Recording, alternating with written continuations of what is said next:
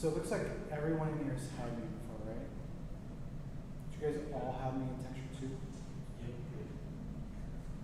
Yep. What term are you guys in now?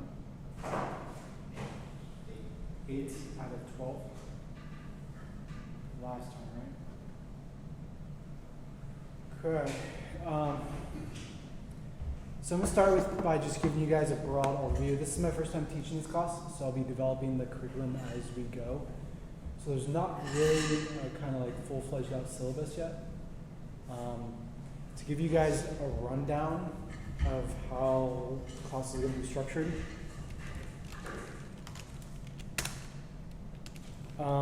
Week 1, which is today, we're going to be doing, first off, the goal of the class is the final. We're going to be doing a digital set, obviously, an environment. But it's going to need to require what we learn in class. So we'll be doing a lot of terrain, scattering, vegetation stuff. We'll be doing like speed tree, photogrammetry. Basically, like every single class will be diving into some different kind of software. It's a very like generalistic type class. Diving into like a little bit of Mudbox. We'll be doing a lot of Redshift. Does anyone use Redshift? Over you guys? Great. Anyone use Mudbox before? Anyone use ZBrush? All of you? So Mudbox is just like another sculpting package like ZBrush. The pros of using that are simpler, much more simpler, so getting in and out of it's really, really easy. You don't have to go through the steep learning curve of ZBrush. We'll be doing a lot of MASH. Has anyone used MASH before? For scattering? Has anyone done any terrain type stuff before? Okay. What about speed tree? A little bit? Okay. What about photogrammetry stuff? Just the one thing we did in photography. Okay. What did you guys do in photography? He has to do like a tree. Pretty sure it's how to do a tree. What software did you use? The one that's installed on the school computers. Did you guys all do that? Yeah, it was like a one-day thing. Yeah, it was like the last day. Yeah, it was the last thing. Go. It might be a little bit of overlap there, because we're only going to be doing for 1 day too, but we'll definitely be talking about more of like an environment perspective, which I'm sure he was talking about too. But yeah, so that's kind of like a rough idea. Basically, for those of you guys that have me, so everyone had me in Texture 2, right? The class is structured very similar, but instead of doing a prop, we're going to be doing a full environment. A lot of you guys did a full environment there, but it was more like a close-up, and there wasn't really a lot to it. So it'll definitely be a step above that. Yeah, so like the first 4 to 5 weeks, we'll be doing basically everything that we need to do on the final, but on something really, really small scale. So it's going to be like an R&D for the first half, and then jump it and do basically the same thing the second half, just on the final, on something bigger. So like today we'll do basics of terrain, next week we'll do basics of scattering, the following week we'll do basics of texture and shading, and then those will just all be in small stuff, and then we'll flip around for the final and do that same thing week 5, week 6, week 7. Week 5 will be do the terrain for your final, week 6 will be scattering for your final, so on and so forth. Make sense? So I'll jot this down for you guys just so we're all on the same page. You guys have something to kind of go off of. Again, this is going to be really loose for the first.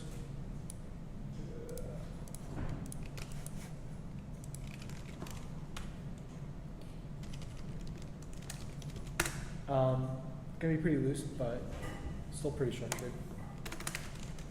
So today we're going to focus on the production pipeline. We're going to talk about a lot about like assets versus shots, assets versus environments, and how to break things down into like a smaller chunk so they're easier to create. Basically similar to what we did on Texture 2, but on a much bigger scale.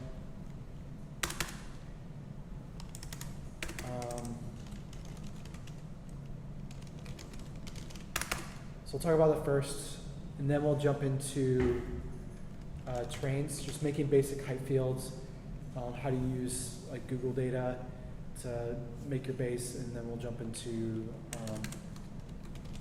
Mudbox after that, and do a little bit of sculpting on our terrains.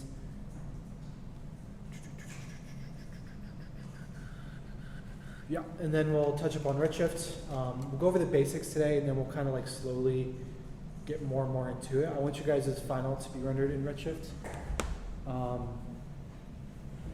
There's a bunch of different reasons for that, but the primary reason for that is it's awesome, and you guys are gonna love it. It's a GPU renderer, which means it's super, super fast. We'll talk more about that. And then we'll leave today off with conceptualizing environments. My spelling is terrible, so I'm sure that's wrong. And then your homework is going to be to do 6 environment thumbnails. And we'll talk about that. But basically to do this technique I'm going to show you guys, which is a good way to do ideation of environments. How many of you guys did like digital painting? Did you guys all take the digital painting class? Did you guys do any environment painting in there?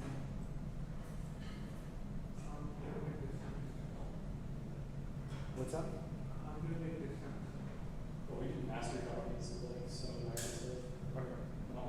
not like full. Okay. Yeah, a big part of this class will be like we won't necessarily be picking a reference for a file. We'll be coming up with that on our own. And I'll talk about the process of that. A lot of you guys did that for Texture and Tube, which was awesome. It's really rare to see people doing that so early, which is awesome. Yeah, it's a bit of a hybrid between just taking your paintbrush and painting in Photoshop. We'll be doing like a base render in Maya, and then we'll be painting over it in Photoshop, which makes things so much easier because you get to use both ways. So that's today. Next week we'll be getting into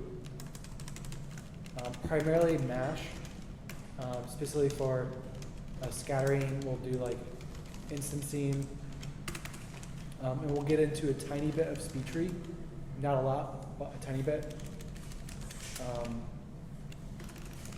Week 3 will be our big SpeedTree week. Week 4 we'll get into these. The weeks might get flipped around. I haven't decided yet.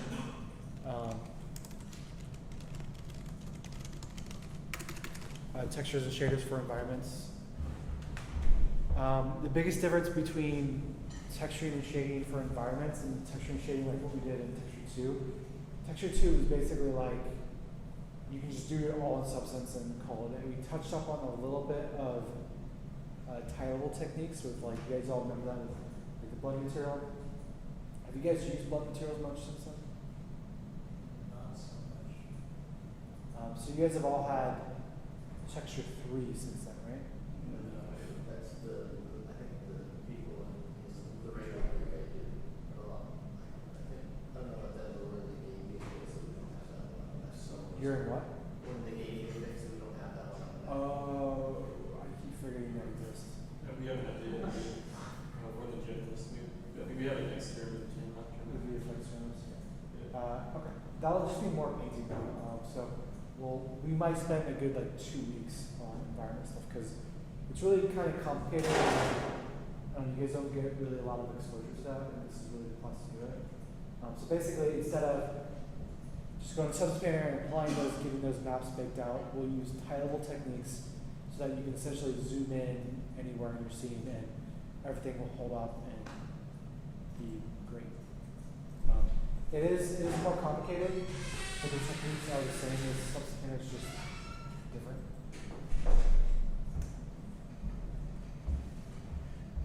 So we'll probably do that 2 weeks.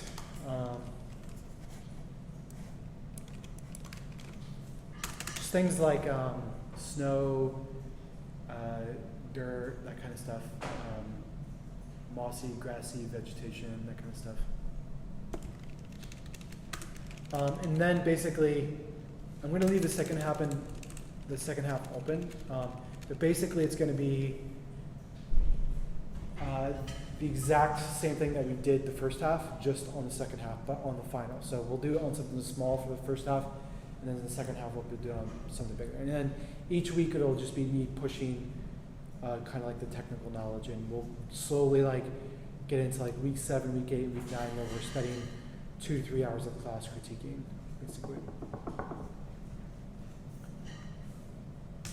Questions?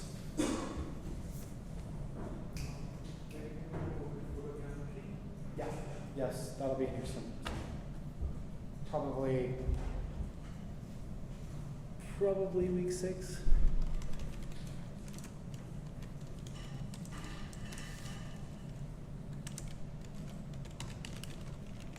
I can't spell. Yeah. Yeah, is it primary like environments like nature environments, or are we gonna do buildings and stuff too?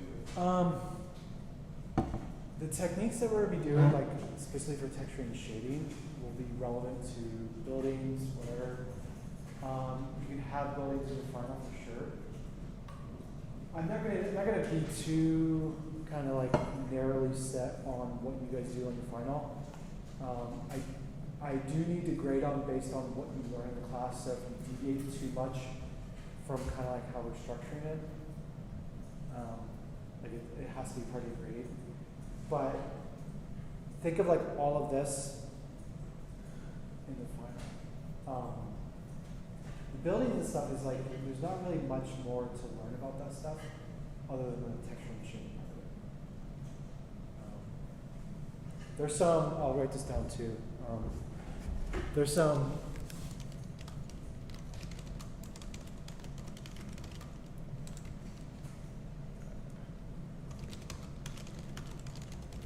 like hybrid workflows I'll share with you guys. That's like a combination of like if you want to do like a building and you want grunge here or grunge there, you can go in and like paint on it and then just export those paint masks over to Maya and then use those as a blend material. So you still can do like the blend material environment workflow. So yeah, we'll get into that. But you can have like, even if this says like train, that kind of stuff, you can have like building stuff be part of that. Does anybody have like a final in mind already that they're doing? You guys can start showing it to me whenever, next week, this week. We can start having a conversation about it. Yeah. Did that answer your question? Yeah.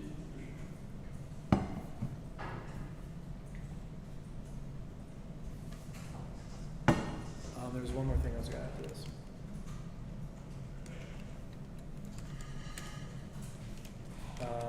Sorry, I forget. Cool. Yeah. Just one question about the schedule, maybe mine is not something, but I was telling you additional steps was 4 to 7 today. Do you have another section? Yeah, there's another 4 to 7. Oh, So you're probably that in one class. Okay. Yeah. The same class visual steps? Yeah. Oh, thanks.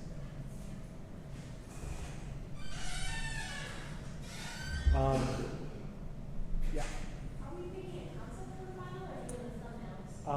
So again, there's a gray area, but basically what we're going to be doing is instead of just picking a concept and doing that, like I'm definitely open to doing that for sure, but the way the class is structured, it's going to be more about we're picking a bunch of references and then we're coming up with our own art piece. Do you have a concept in mind? Or Not necessarily. I have an idea. Is this kind of weird, the thing, like some of this, or is that like 2 things? no, that's right. Alright. So what he just showed for you guys didn't see is basically just like a landscape with like buildings and stuff. Totally agree. It is like what I would do on top of this is like we would need to gather a ton of references that are of this world, and then we use that as a base to kind of come up with our own.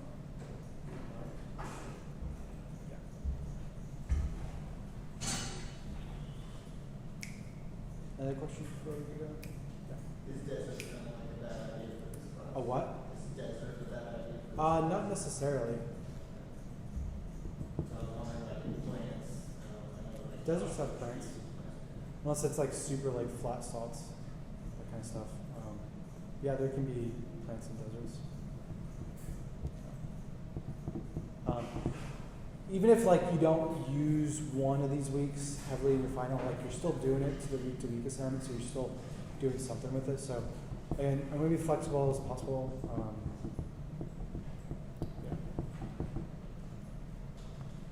Yeah. Okay.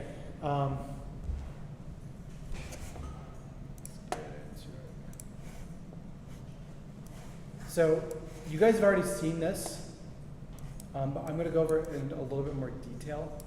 And I've got some other examples that I'm going to show you guys in terms of the production pipeline. So that's what we'll talk about right now is production assets versus environments. I'm going to kind of like give you guys a bird's eye view of just how you build a shop from scratch. The purpose of this is to avoid being in that kind of like void that I'm sure you guys have all been in where you're working on a project and you're spending week after week after week and you're just not really seeing progress on it. The purpose of this is to see exactly what you're doing and be able to like slingshot your way there. A big part of becoming a really good 3D artist is knowing how much time you put into this, how much time you can put in that, and always having like a very linear path towards your end result. So we'll talk about previs, asset, referencing, concepting, all that kind of stuff. I have a ton of different examples.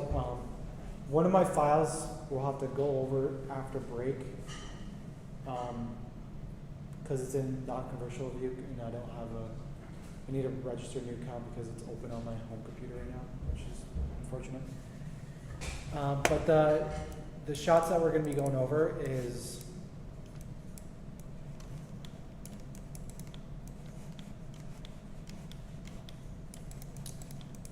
this right here.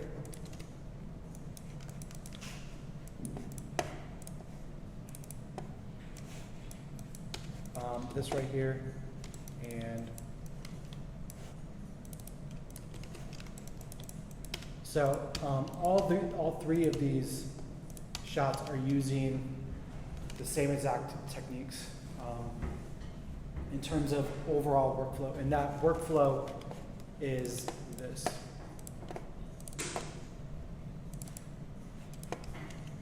And we talked a bit about this before, but we're going to go way more in depth because this is exactly what we're doing in this class. Texture 2 is more of a prop. But basically, if you follow, like this took me a good 10 years after starting CG to really understand this, really to be doing this well.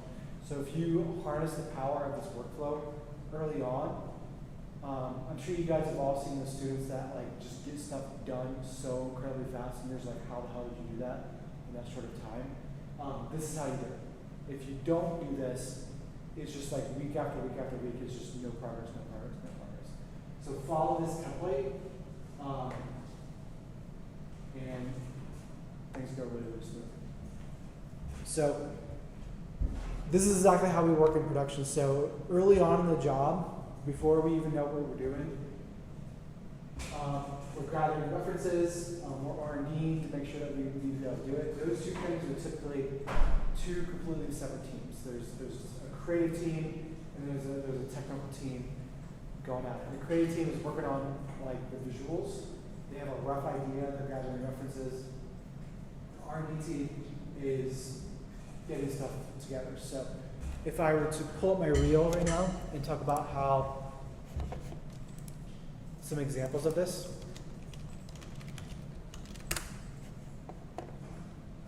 This is a good shot to chat about. So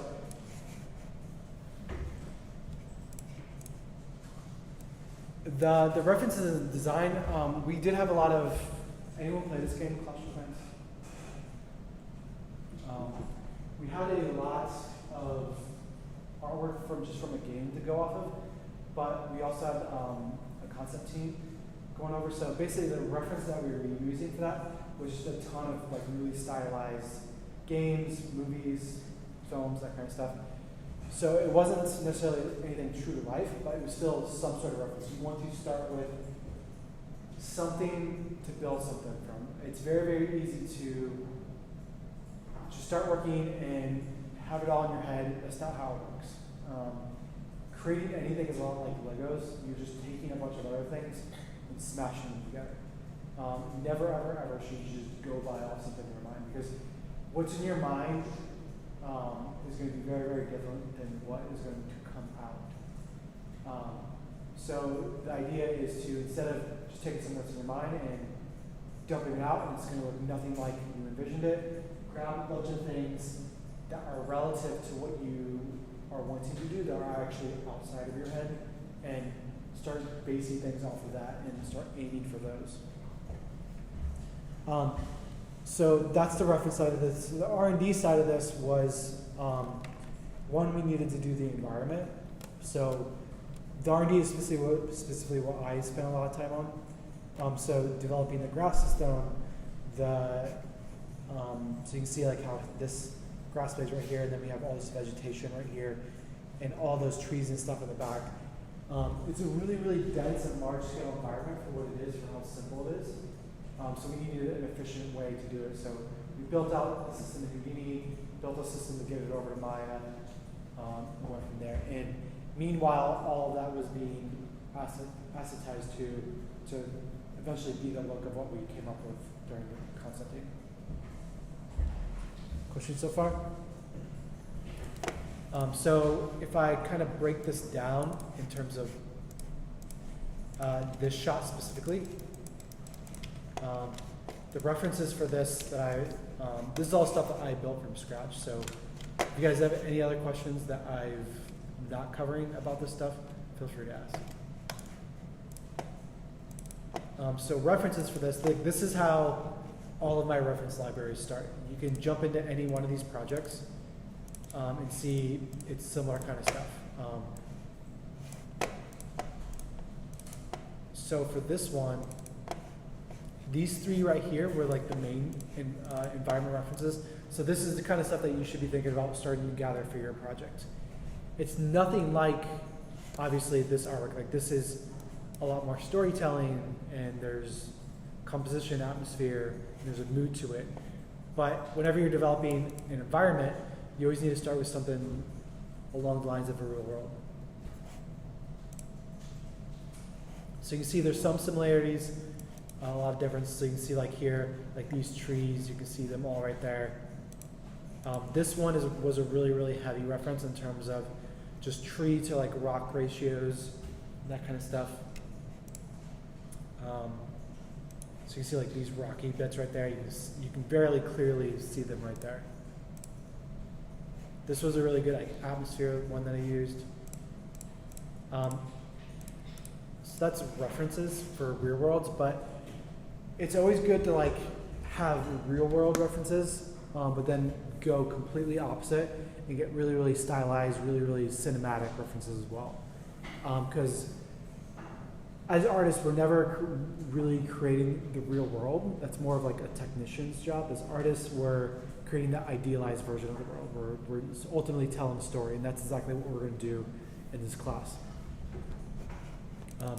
So I had a lot of ruins that I was exampling. These are all from, these two specifically are from Game of Thrones.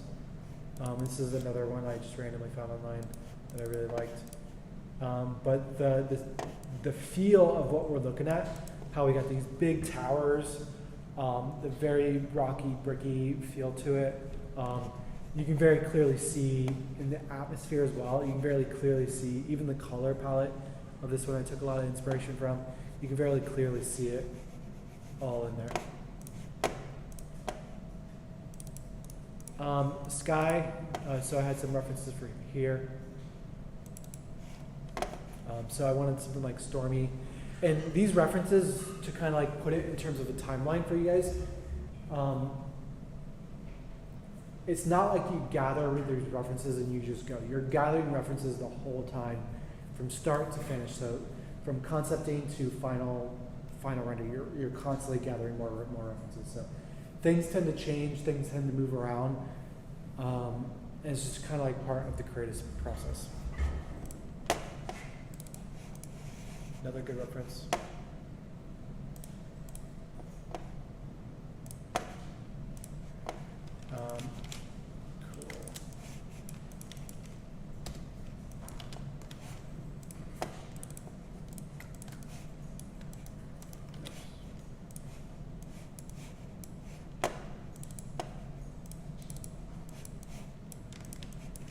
Okay, so the R&D side of it, the R&D side of this would look something like, um,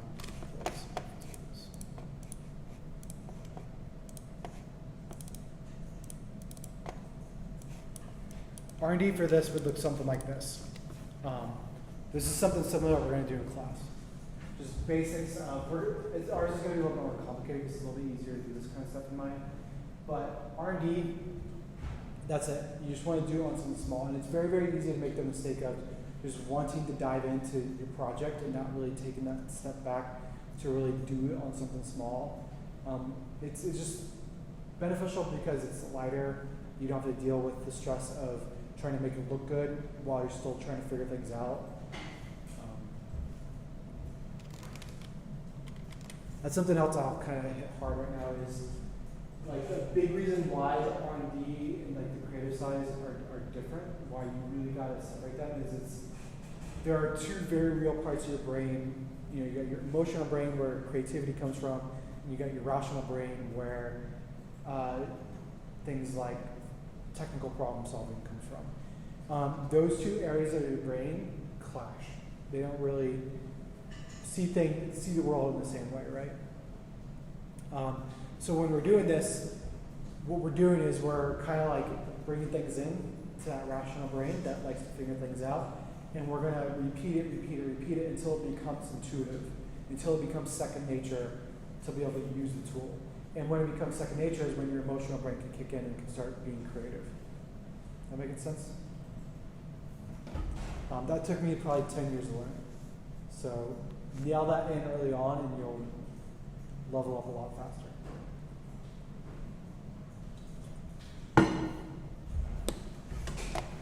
Okay. So prevision design for this project is going to look something like this.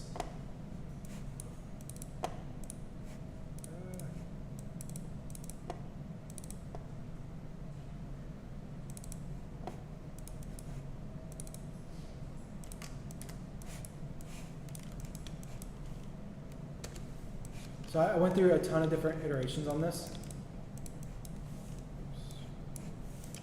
I'll just kind of go through these. And I'll walk you through the process so you guys can get a bird's eye view of how we're going to do it today.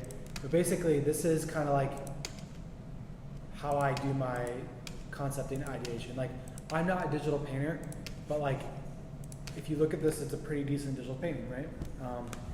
And this is just using a combination of like a very quick, very dirty environment terrain. Like this probably took 2 hours to get to this point versus like the 40 hours it took me to do the actual final render. So getting to this point, if I compare these two, that's ultimately the goal, is to get that close. If you can get this close early on, it's a slingshot to the finish line. And the benefit of this is that the base geometry is all done in 3D. So your base lighting is there, your base composition is there. Like it's oftentimes really, really difficult to just get the base feel of your concept and then start working on that in 3D. But the benefit of this is we already have that camera, we already have the base terrain. So recreating this in 3D is actually pretty easy because you already have the basics there. Making sense? So if I were to open up Photoshop and kind of walk you through just how this is made.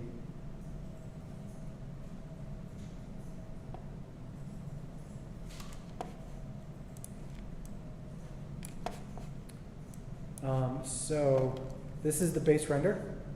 That's simple. So all this is if I flip back and forth, all this is like one terrain tile that I made that we're going to learn how to do today. It's really easy. And then duplicate it around with a water plate. That's it, with some lighting. Super, super basic. Grayscale, no textures, no anything. And then slowly I start to just paint over top of this. And this is a very organic process. I'm showing it to you layer by layer, so this isn't really how I built it, but you can see like painting in trees. We're gonna go over some like paintbrushes and that kind of stuff today.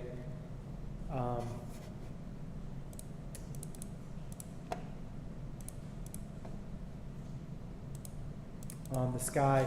Awesome thing about this workflow is that a lot of times the sky that I pick in my concept, it ends up being the sky that I pick for the final, because why not, right? Are we gonna go into any, like cloud generation stuff and like Terragen or? We won't be doing Terragen. We'll get into a little bit of World Machine. Okay. Yeah. Have you used Terragen? I'm trying to tutorials, but it's part of it. It's not a lot out there right now. Yeah, Terragen has some really great stuff. It's not really used a lot in the industry. Do we have it here? I don't think it's like here now. I tried to try it for it. Yeah, we don't have it. Yeah, it's one of those things where like creating your own sky from scratch, although it's awesome, it's one of those things. It's from a production sense, like paying someone to build that versus just buying a stock photo for $30. It's one of those things that it's hard for that stuff to catch on just because it's so expensive to pay someone to do that kind of stuff. But I'll look into it. We'll see. Have any of you guys use Vue? I think Vue? they have that here, like with it and everything. Oh yeah, we do. Vue's another really awesome package for that kind of stuff, like creating custom skies. The volumetric stuff that we will be going over is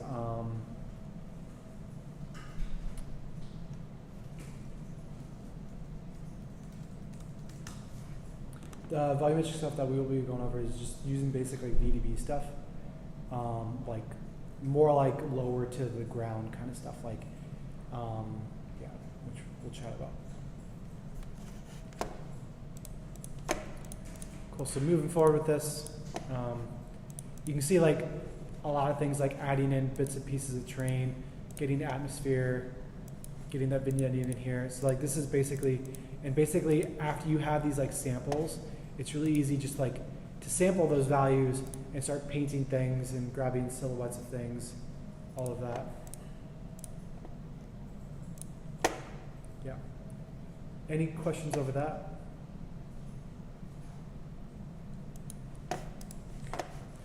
So next up we're kind of moving out of previs and design, and then we're jumping into asset production. So asset production, that's going to be a lot of what we did in Texture 2.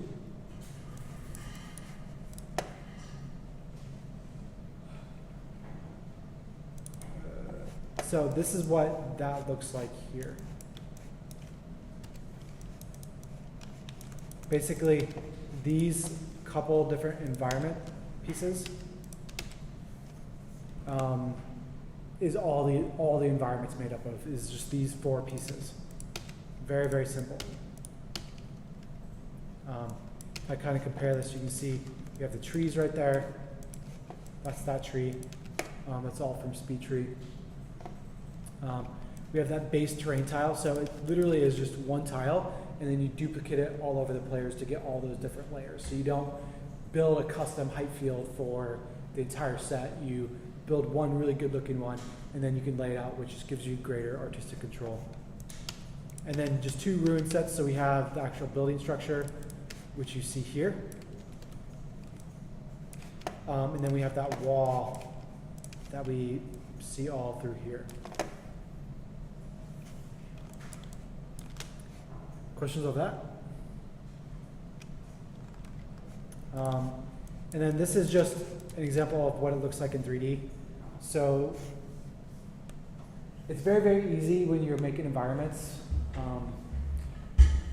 For those of you guys that are in games, it's a little bit different because you're not doing things based on the camera. This class will be really heavy, geared more towards visual effects, but the techniques are pretty much the same. Instead of just basing it on a camera, you just do it over the entire world, which just takes more time. But this is how it works in visual effects. Is like you have your camera, you do things to the camera, you put some things outside of the world. So like you can see from a lighting perspective, you can see like how we have these shadows here, shadows there. It feels like there's like this pool of light coming through, which you can kind of see happening in the sky right there. All of that's happening from these gobos right here, these cards, which we'll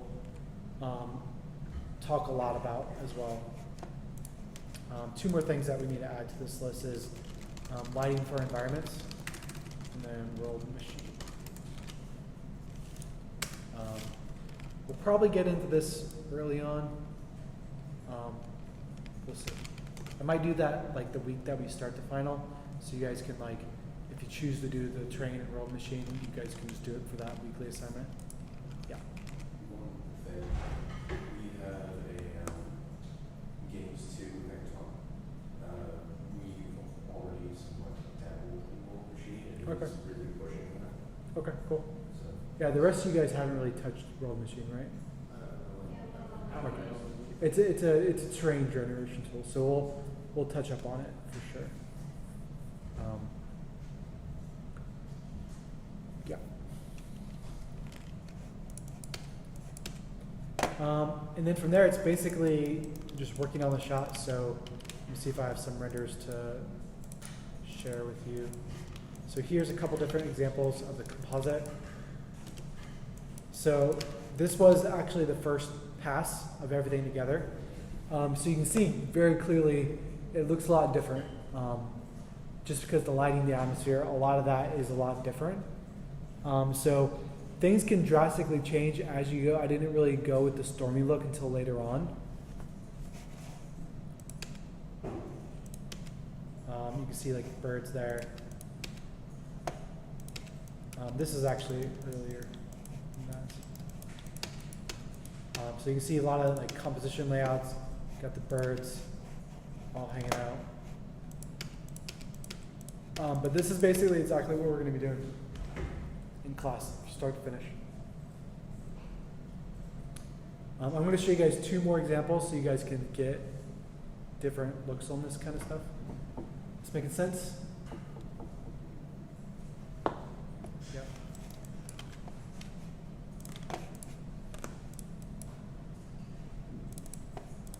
So this shot, very, very, very similar stuff.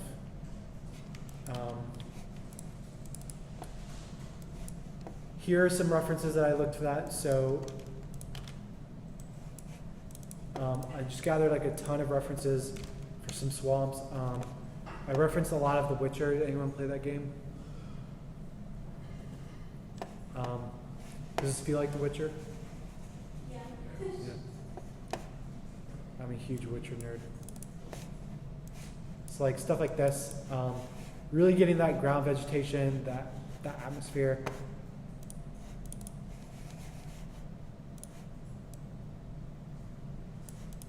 This is when I took a lot of inspiration from the puddles and stuff like that.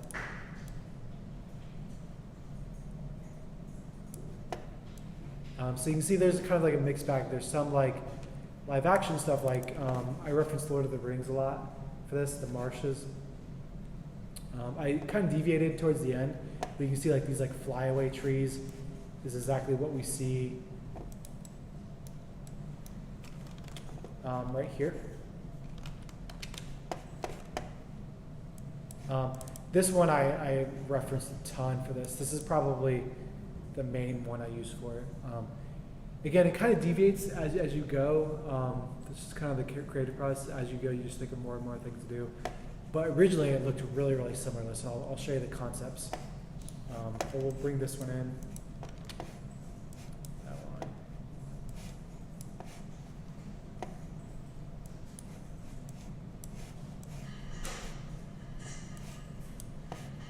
Handful of those.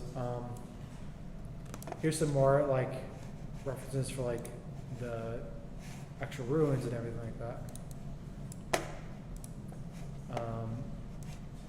So it's a mixed bag. So The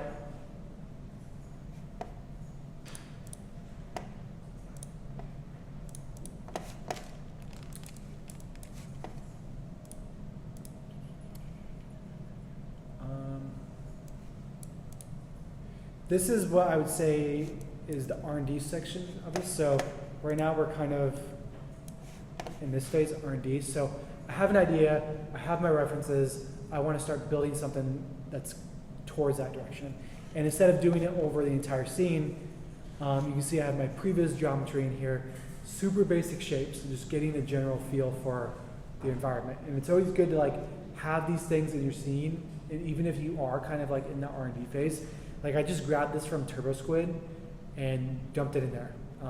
I didn't end up using it for the final, but it was enough for me to like get started and start to get a feel for like scale and that kind of stuff. So I love using TurboSquid, even though I know I'm going to end up recreating everything from scratch, just because you can get like really junky geometry into your scene that gives you a feel for scale, that kind of stuff early on. So take advantage of that kind of stuff. So you can see there's kind of like this escalation here of getting speed tree assets in here.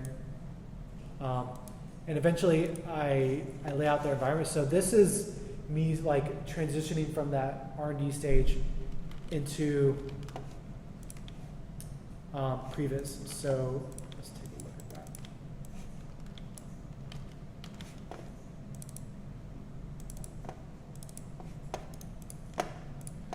So the previs on this one, I'll kind of show you how this works, is this is very similar to what I did with the other one. This is exactly what we do in the class. I start with a base render that's just like really junky geometry, really quick. It doesn't take very long to get to.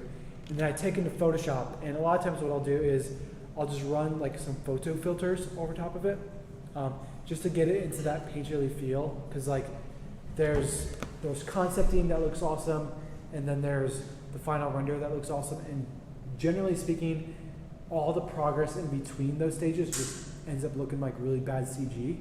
So applying like photo filters and that kind of stuff kind of gets you out of that bad CG world, which just helps you make that stuff look good.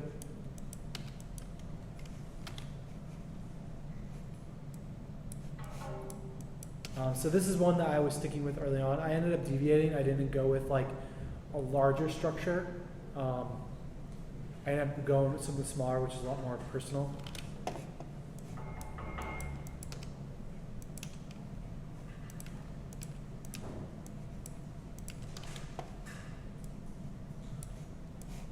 A lot of iterations, and I kind of like keep jumping back and forth between 3D, adding stuff that's easier. Like here, I'm painting in a lot of these, a lot of like this kind of stuff.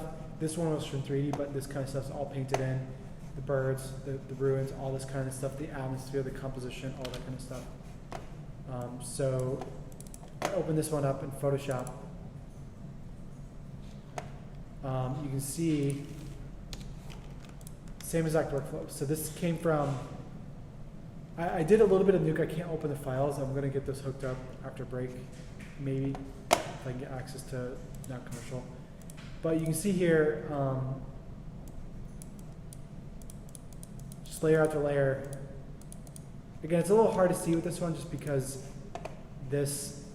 I ended up photoshopping it and bringing it over to Nuke and prevising some stuff out there. So it's a little hard to grasp what's going on here. But similar kind of stuff, just getting a feel for where things are headed. But starting as a base render as this. Whether you go into Nuke or Photoshop, it's a similar kind of stuff.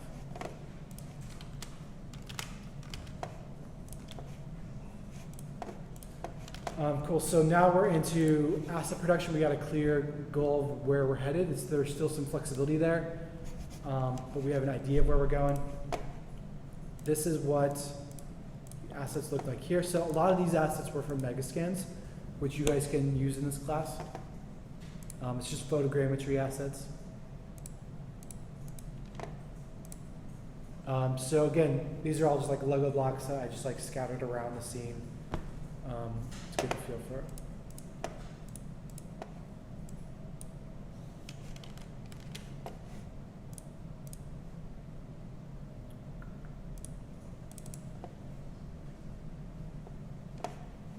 So here's some more stuff. This is me like just getting a lot of like the grungy assets in there. So like this is a lot of the techniques that we'll talk about in class, is just how to apply like grunge in these areas on environmental pieces. Getting a lot of like the edgeware and stuff to show through.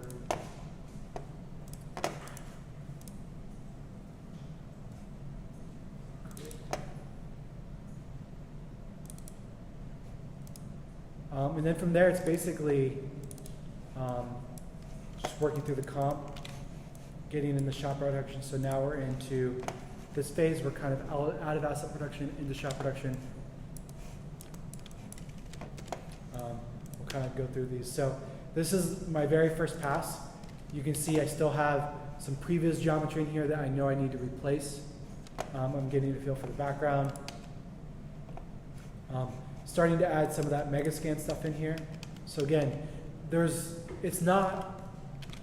doesn't have to be like a straight linear path.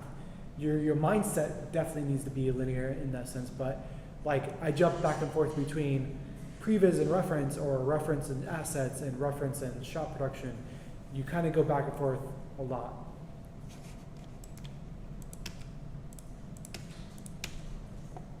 So you can see this is a big push just towards getting the general feel down. End up getting like the ruins in here. Slowly but surely trying to like come up with story elements. Like this is a big jump in terms of story. So like it goes from empty, vast, swampy area to something with a little bit of magic in it, right? When you guys first saw this, what did you guys think this was? The glowing elements. Like ghosts, Ghosts. I'll buy it. I have no idea what they're supposed to be. That's a great thing about creating stuff, is that you can leave it open to interpretation. It just has to look good. Yeah, so you can see going from there to there. This, I don't remember what reference I ended up pulling it from. There was some reference in here though that I grabbed it from. Oh yeah, right here. I saw that, and like I started playing around with like scattering like fiery elements, and then just with like lights, and then I put them in the ruins, and I ended up just going with that. Super happy actually. Is it the dead Martians again? What's that? Is it the dead Martians again? Maybe. It might be, it looks like Mordor's back there. Yeah, it's like in the Rings, all the dead elves and stuff. They're like glittering, and then the fire, there's the fire. Were these in Lord of the Rings? Yeah. In the movie? Yeah. Yeah. But they're, if you watch the scene where they're like walking through, there's like little fire things where he's like, don't follow the lights. I don't think it's green though. That's the only difference. They're just fire? Yeah, it's like green in the movie. Right. But the like dead elves are green. Yeah, and there's like these little zombie dudes, which are cool.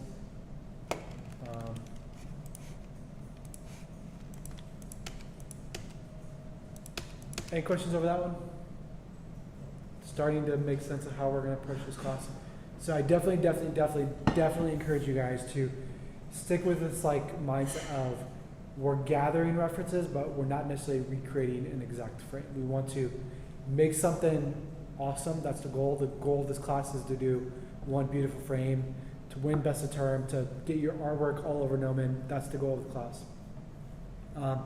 And by sticking to a reference, you really kind of like limit yourself. Like a lot of these happy accents, like originally I was going for this like vast castle, right? And then I ended up going with like this smaller, you know, ruin that could be like witches could live there, or ghosts could be there, or whatever.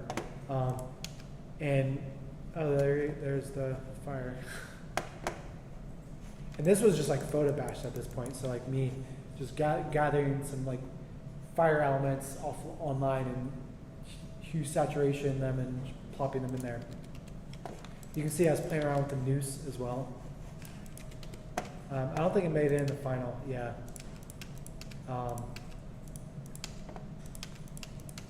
I'm surprised it didn't though. It's a bummer. Yeah. Did anyone not have me for texture 2? I'll just touch up on this. This is more fleshed out, but you guys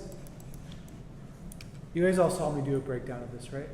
Yeah, so I'm not going to go too much into this. Just kind of touch up on it a little bit, just as a recap. R&D, same kind of thing. So figuring out how I'm going to do this like fire burst, right?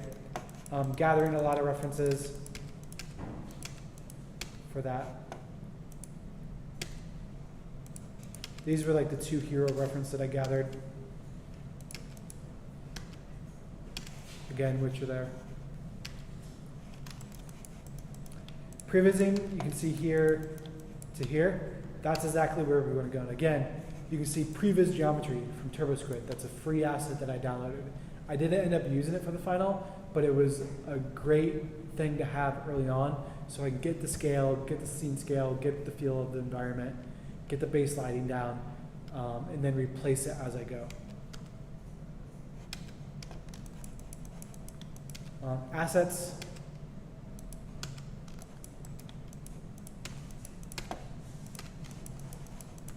Shot production, similar kind of stuff.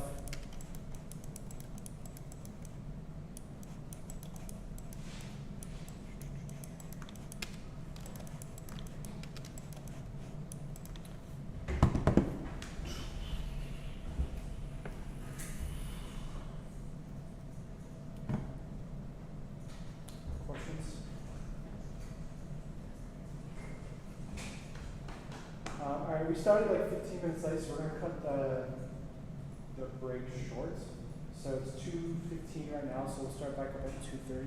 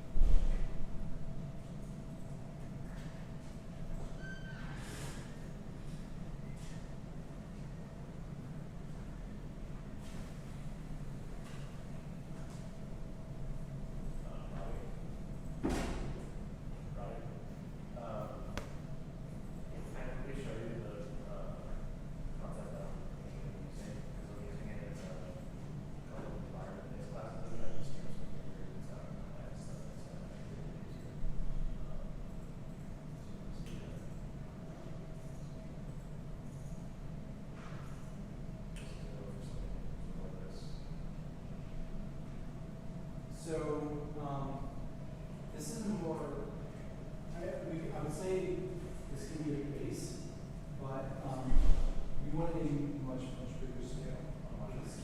Like this is more of like something closer to HMI, right?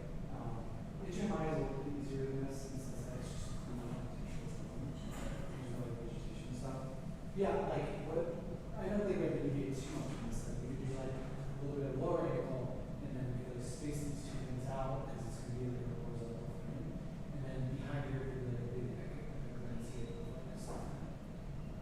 But I don't know. I'm not going to use just too much. I don't kind of think about that. Sure. Just bigger scale. Okay. So yes, as a starting point, but bigger scale. Okay. That way, it's like, especially all of this stuff is that you could lay that out and you move once.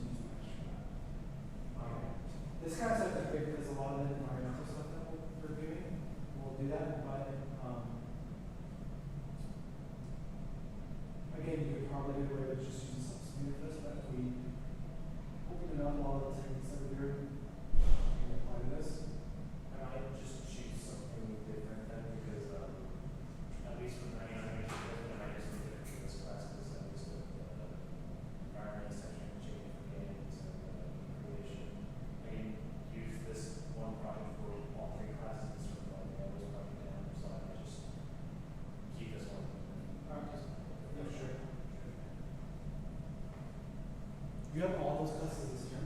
Yeah.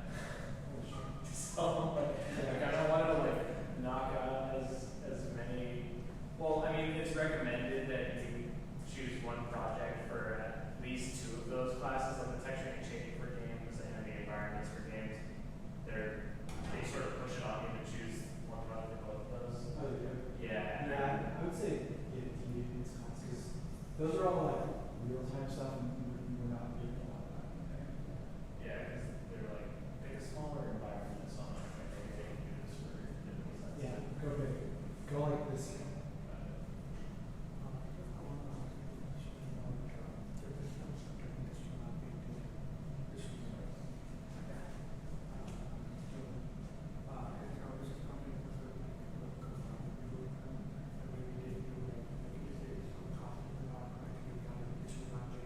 Yeah, that's fine. Yeah, absolutely.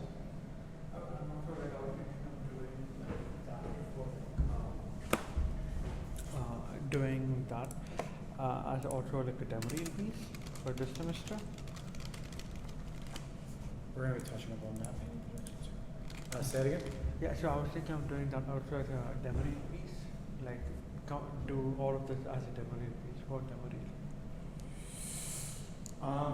Okay. Yeah, so last semester, like, I wasn't absent for any of the demo reel classes, and I think, I'm not sure about it, but I had put like my final everything in week 8 because I had to go home for my engagement. Okay. And so I was just wondering if you didn't get that, is that why I got like a low grade or is it like? I can check the Excel doc. I don't have the information off the top of my head, but I can check. Yeah. If it wasn't in the final directory, Yeah, because there was then no I final probably- directory. That's why I couldn't put it. There was only, you create the new folder every week. yeah, right? I'll check my Excel doc and I'll email you Okay. a breakdown of the grade. Yes. Okay. I was just wanted to give it my time. Is that? I don't know, I was going to give my time and I'll check this. Worried about what?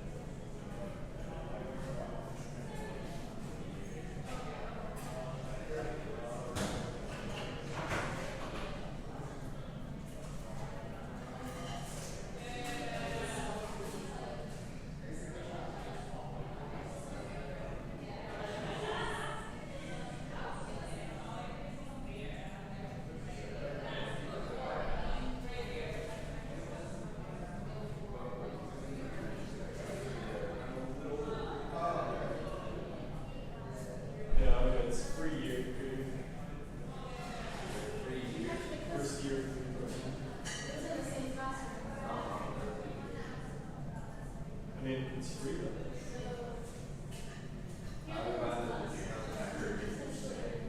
Why not just get it for free for a year at a time? Why don't you come?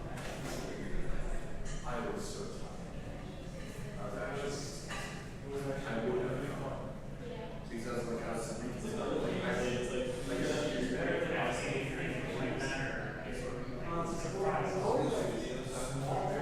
yeah, I was very excited about it.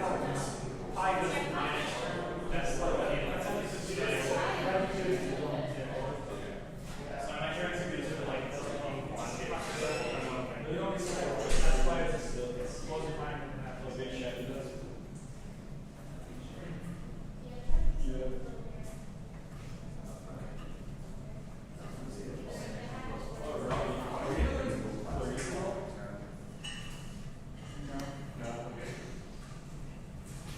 You talk about in this class or in general?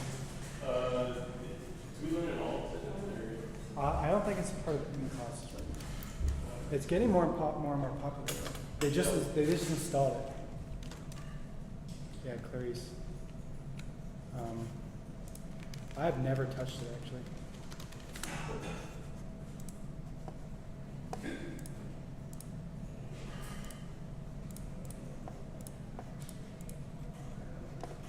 Does it have its own built-in render? Pretty sure, yeah. It's like what I've seen from it, like it does a really good job of like importing huge scenes and stuff for movies.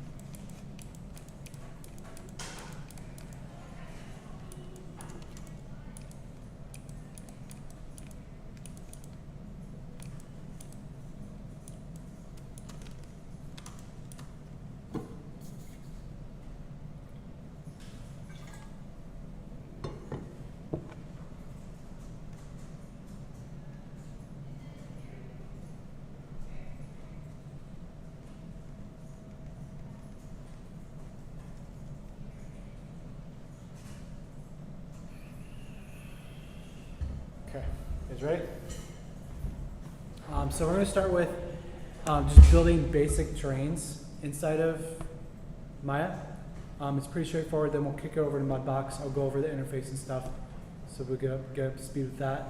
And we'll talk about downloading like height field maps from Google and all of that good stuff. So.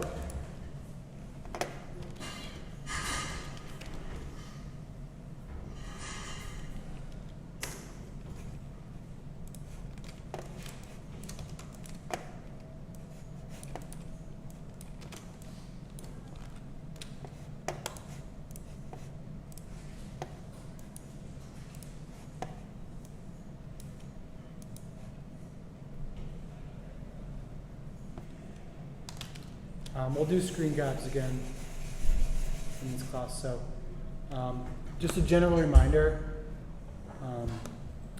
if you want to take notes, feel free, but I'm going to screenshot like button for button for button everything that we do in class. So feel free to just like sit back, try to comprehend as much as you can. Don't rush too much about taking notes. Try to just focus and comprehend, and then know that I'm taking notes as we go.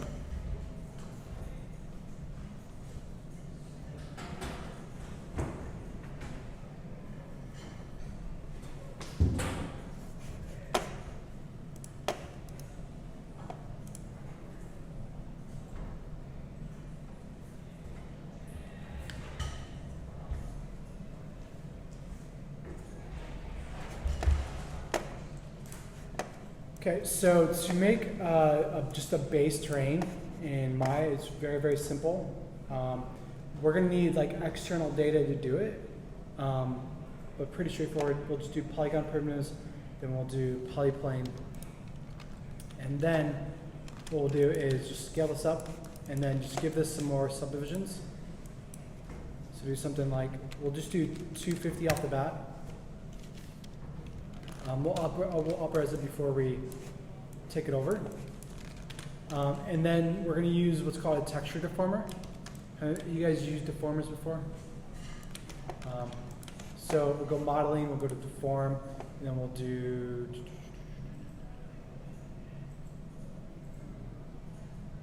where are you?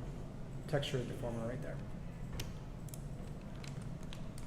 It's going to drop in this little thing in this texture deformer handle on your scene. We're going to want to jump from the handle over to the actual texture deformer after selecting that, or you can get to it by just selecting your plane and going over. Basically, get this texture deformer, and then we'll do is jump in a file texture node. We'll drop down a file.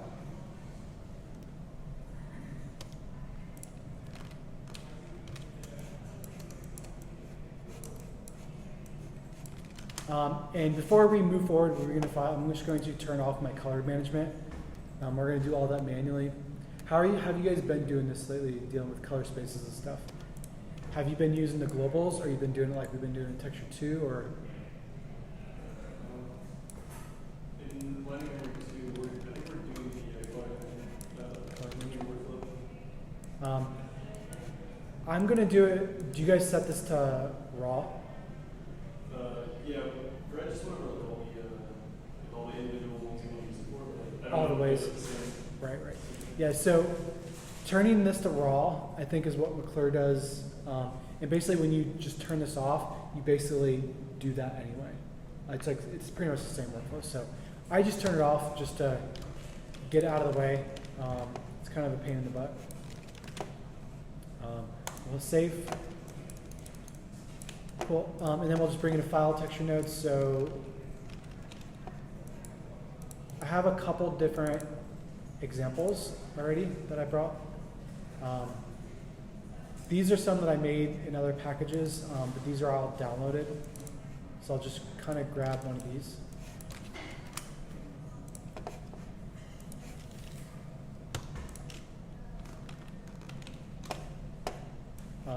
So this is from Google, which we're going to learn how to download. And then we get that. And then if we want to start scaling this up, all we have to do is select it. And then we have strength right here, so we can go up and up and up like that. This is really, really large scale right now. So this would be like really, really big, but I have some smaller ones in place.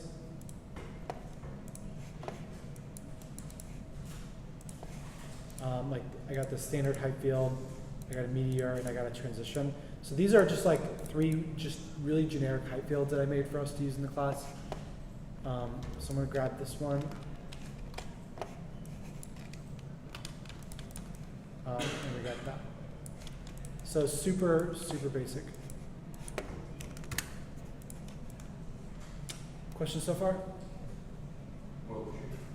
What's that? No. The model or landscape that's This was actually made in Houdini, but we'll get into, we're not going to do Houdini in this class. We'll get into World Machine and stuff. But it's like step 2 from this. Yeah. But yeah, it's the same kind of workflow. If you want to get it from like Roll Machine, just export out the height map, then you put it back in like that. Cool. So from here, after we have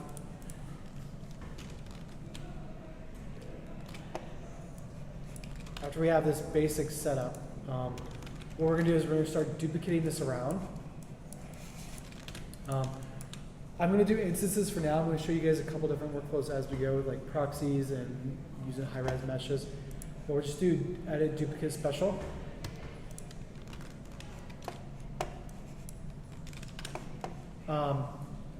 And then we'll just reset the settings. And then just choose instance. So how many of you guys have used instancing before? How many of you guys know what instancing is? So instancing, I would say, is one of the core things that we have to do in this class to do these large scale environments. You guys have all been with really, really heavy scenes before, right? You guys have all been there, right?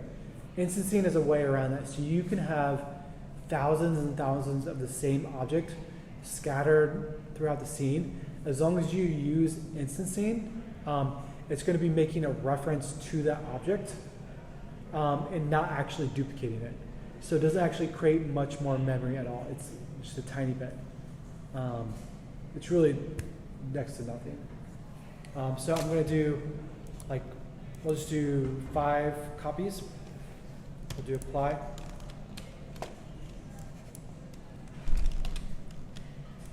And now we have our instances. Now what we do is just lay this out like this.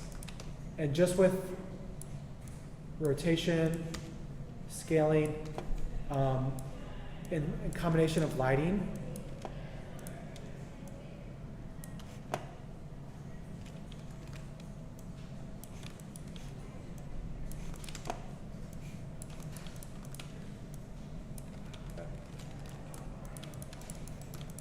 you can get a terrain that looks very, very unique.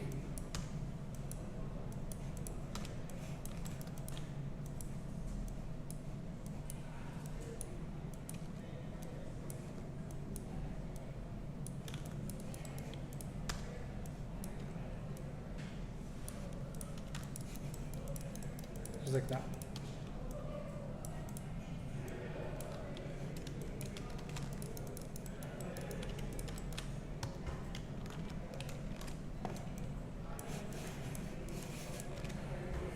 Questions so far? Can you guys hear me all right with all these guys? So when you make a change to the original one, does that make changes to all the other? Yeah. So if you add more resolution or whatever, so like a lot of times I'll just have one, but sometimes I'll make 2 or 3 of them, depending on how large scale the environment. But most times I would say I just do one, but maybe 2 of them or 3 of them, yeah.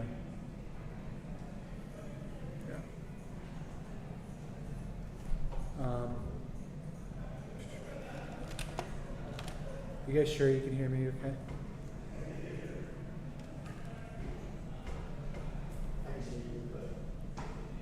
Okay. But yeah, if we want to update this stuff, all we have to do is go back to that original texture deformer, and we can change this to any one of these, which will give us different stuff.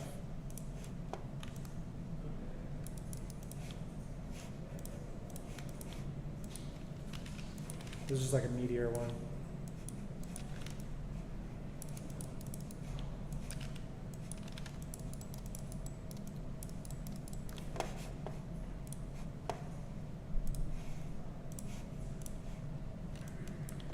Cool. So right now it's super low res. This is where Mudbox comes into play.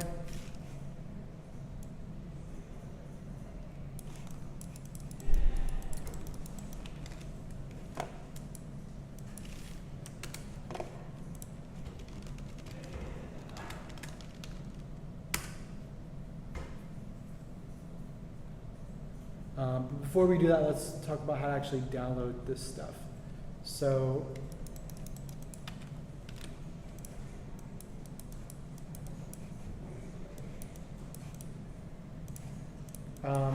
have a link that I have here, Earth Explorer.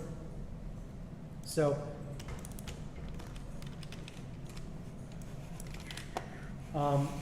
it's a super easy site. You do have to like register and log in, so I'm just going to log in really quick.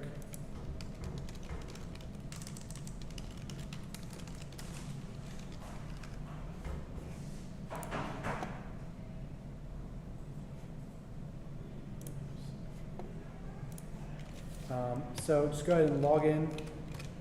And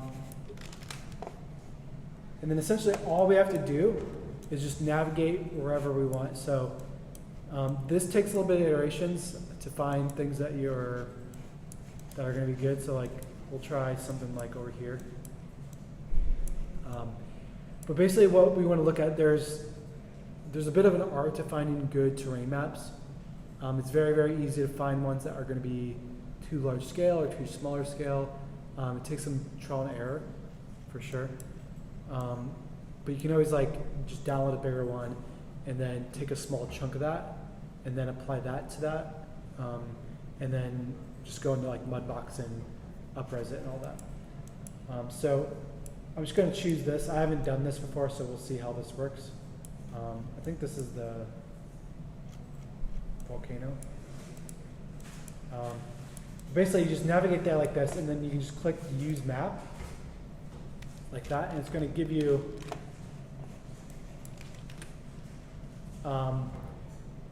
it's going to preset up the coordinates for that, and you can like zoom in.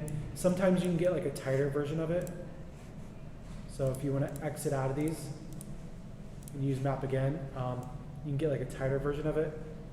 But a lot of times, like it's not going to give you this exact thing. It's going to give you a larger piece that's going to have that in it. So it's not really exact, but it's roughly that. So I'm just going to do something like this. Clear coordinates, use maps. So these three buttons are the only real ones that you have to really get to know on this side. And then essentially what we have to do is we have to go through each one of these and fill it out. So the preset that you use is this one right here.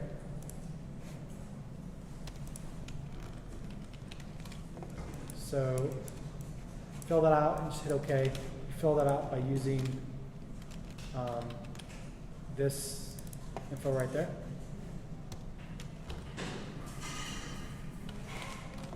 So this goes into here.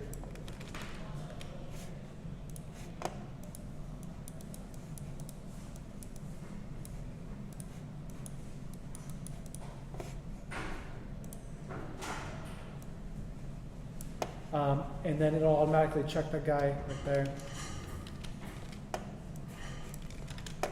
And then we can just go over results. And then we can see the footprint that's going to cover, which is that. So like what I was saying, like you start small, but then it's going to give you something bigger. And then the download button is right there.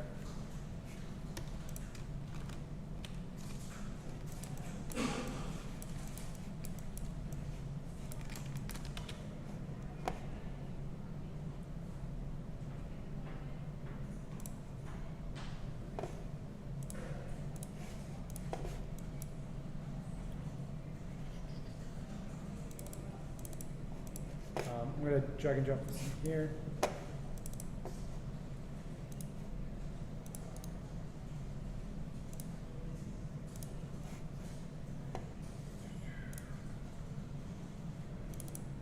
Cool, so this is what we got. Typically what I'll do is, you can bring in just this raw data, but typically the raw data is like really, it's a floating point map, so the value is going to be really small. So it's better in Maya to work with things that are like normalized, which basically means from 0 to 1 value. So typically what I do is I bring this in a nuke.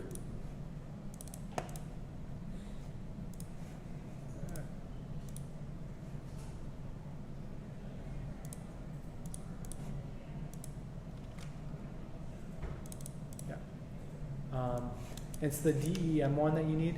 And you can see right here, like it's really hard to see, but if you gain up, there'll be some information there.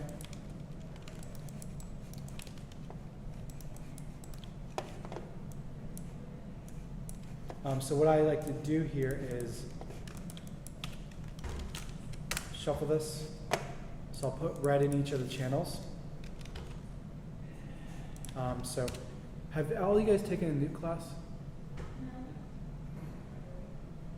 We switched the games track right before we did the. How many guys are in games track?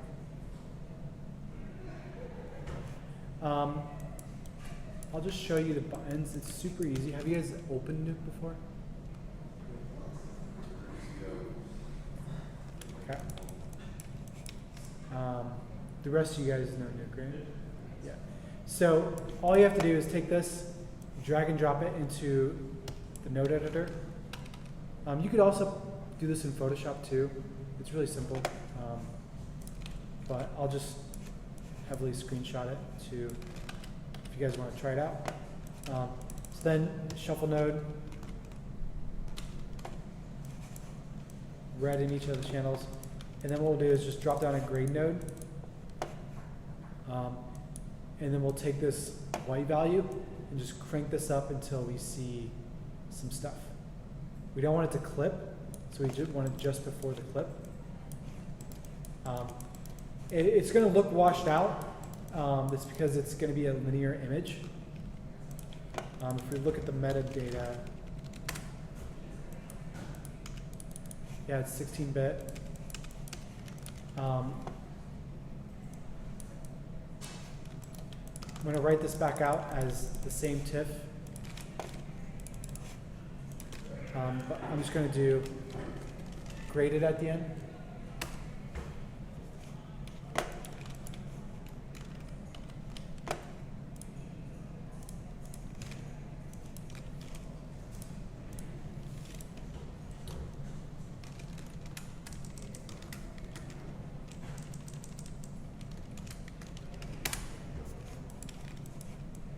But before I do that, I'm going to put a color space node on, and then switch this from an sRGB to linear, like that, so it's raw. And then I'm going to render that out. But at this point, if we want to do things like crop it in, like if we just wanted like this one or that one or whatever it may be, it's easy to kind of just crop it in. I'll show you that. So we crop it and then just scale it down like that, and you can do a reformat, black outside.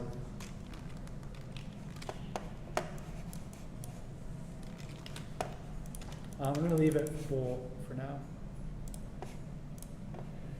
Questions over that?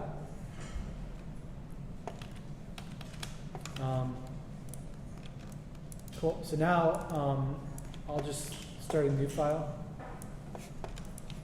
And then we'll do the same kind of workflow. So polygon, plane. We'll scale it up. We'll do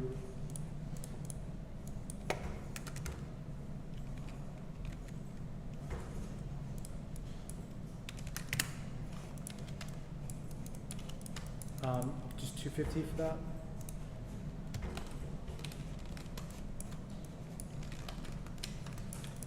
And then we'll do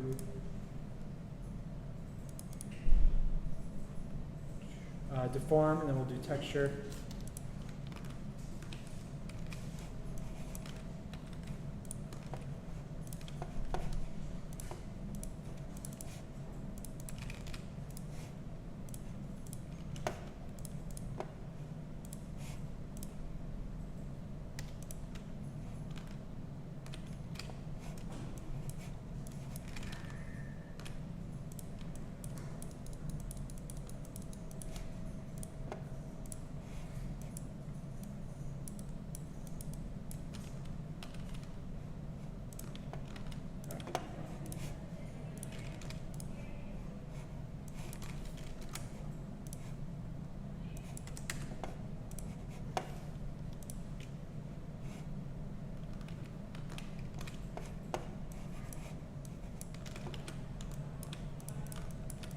Cool, and we're starting to see that we got something.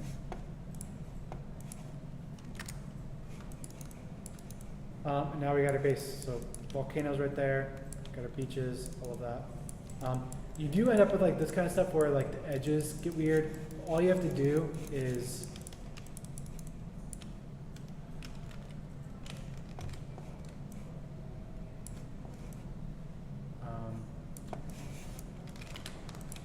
all you have to do is just select these faces and just edge loop that like that, and then just hit delete.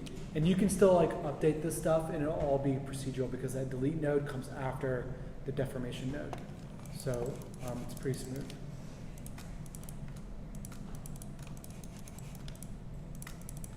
So select that edge loop, hit delete.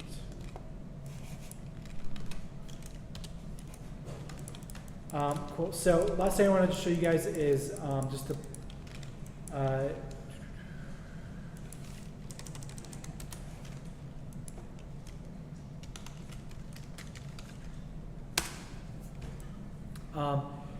it can often be, oh shoot, so sRGB's on, yeah.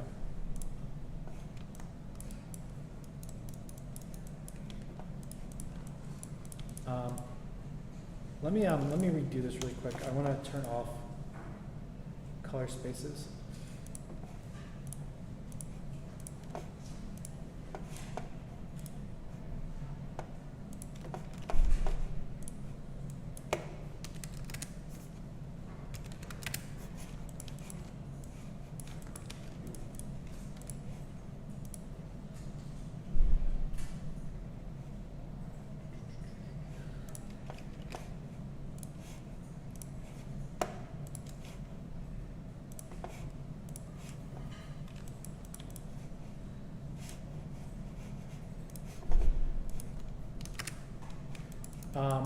Yeah, so you see how this actually has more of an arc to it than before? Like before, this kind of feels like a balloon almost, where it's going like this.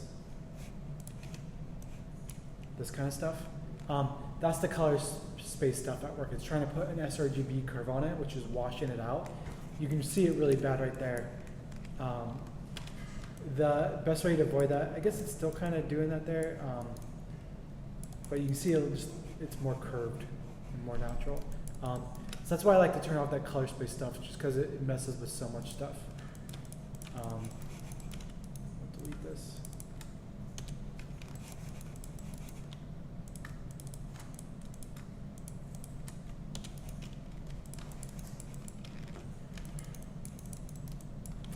Cool. So last up,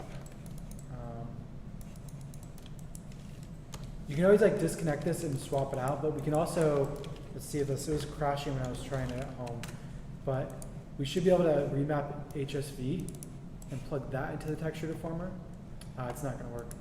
Yeah, I don't know why they don't let us do this, but we should be able to do it.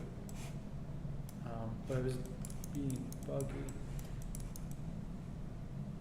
Whoa.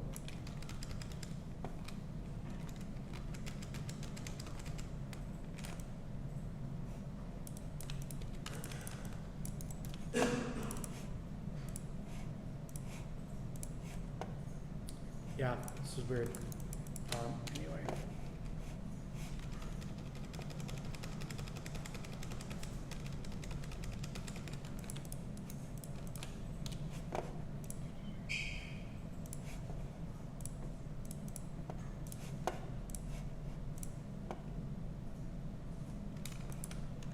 Cool. So we're going to kick this over to Mudbox. Anybody have any questions on the Maya side for this stuff?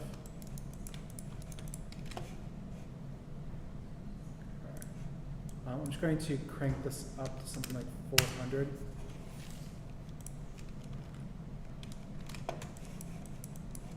So typically I do that just before getting it over to Mudbox. We want as much of that resolution as possible.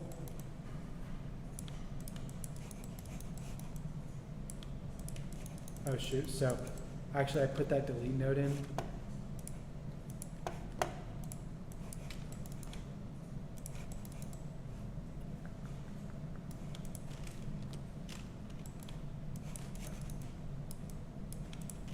to redo this really quick.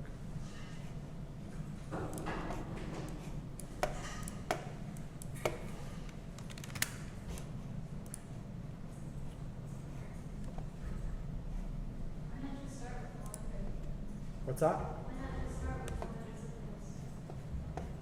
symbols? Bigger picture, like I usually start low res just to get the feel for it, just because it's heavy. But you can, definitely.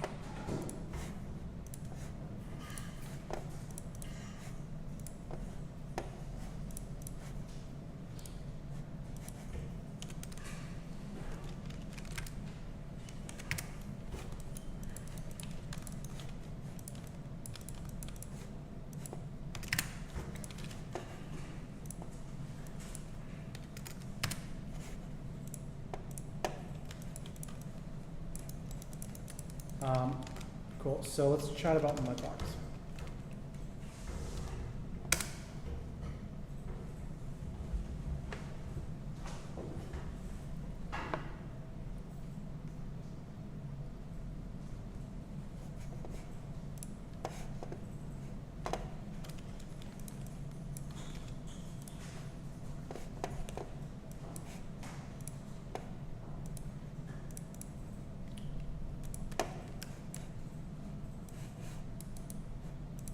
Cool, so I like to use the Maya navigation stuff. It just makes it super intuitive, super easy to pick up if you're a Maya user. The interface is very, very similar to Maya.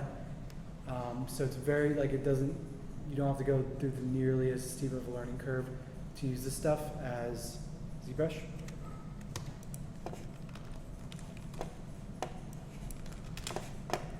So that's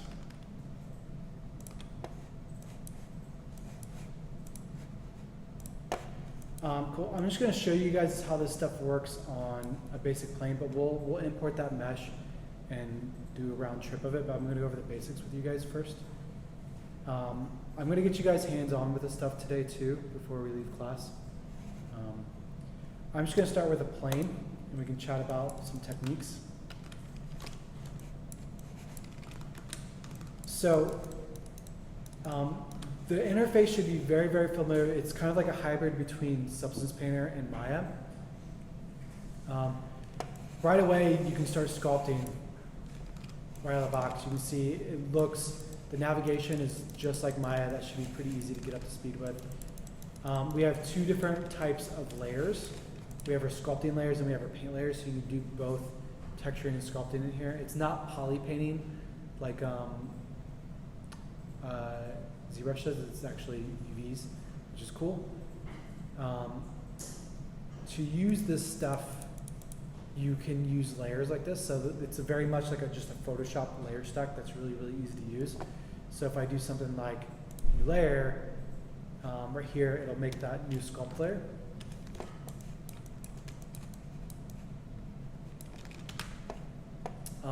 And if I start sculpting on that layer, we now have just things like opacity control. And what's really cool about this is that you can overcrank it. So if you want to go 200 times the amount, so like you can paint, you can do your base mesh and then still fluctuate up and down. So that's really cool. And like generally speaking, it's pretty lightweight in terms of these layers. Painting, we'll get into a little bit of this. I'll show you guys the basics of it. Basically, you just add a new layer. It'll actually ask you what kind of texture you want. I'm just going to leave it at 4K for now. We'll just do diffuse. Okay.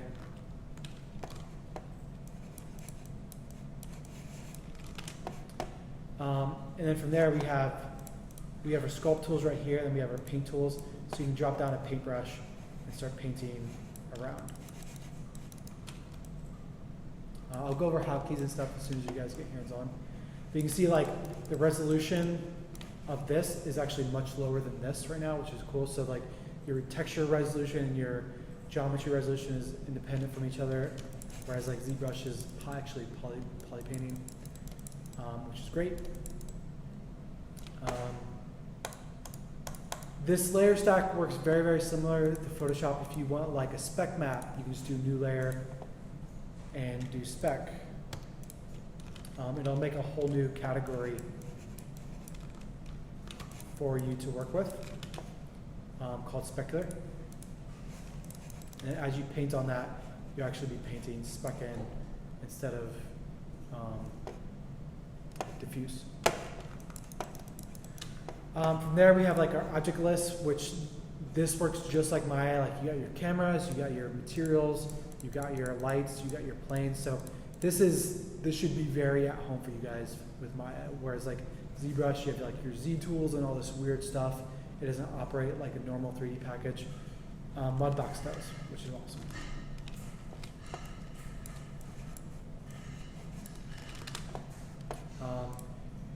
Viewport filters, you don't really need to get into this too much, but like if you wanted to do like ambient occlusion, cavity occlusion, that kind of stuff, all that is here for you. I use it sometimes.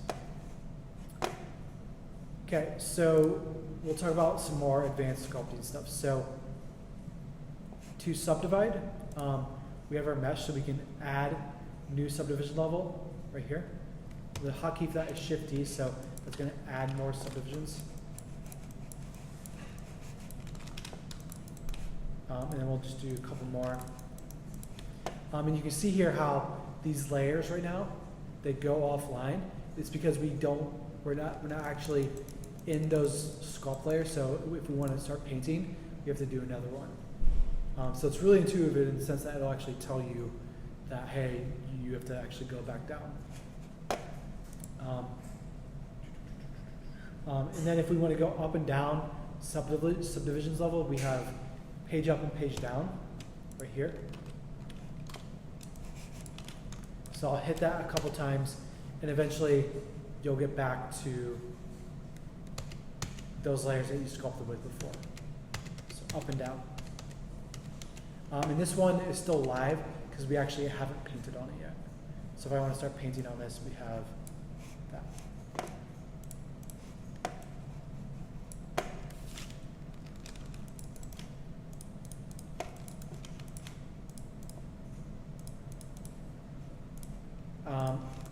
Cool. So from here, I'll just start laying some like base terrain down. I'm going to build it from scratch here, but I'm going to show you guys how to get from Maya, just exporting and importing. But you can just sculpt a base terrain right here.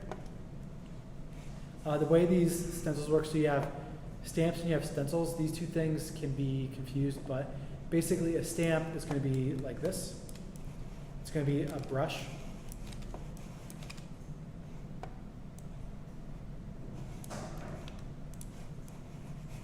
So adding texture to that. An actual stencil is going to be very much like you're used to with like projection painting. So you're going to be painting through any given mesh like that.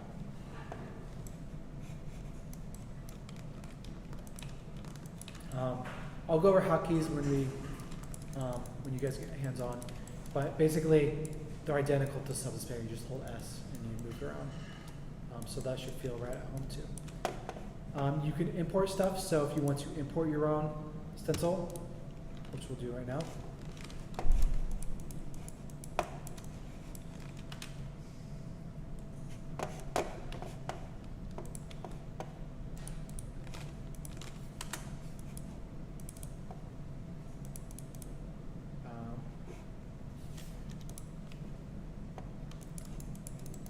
And then we're going to load that up.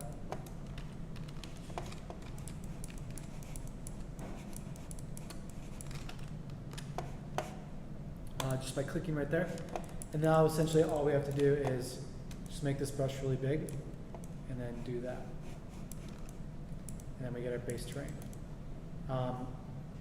And what's cool about this is that as soon as we have this, because we did it on a layer, screenshot this for you.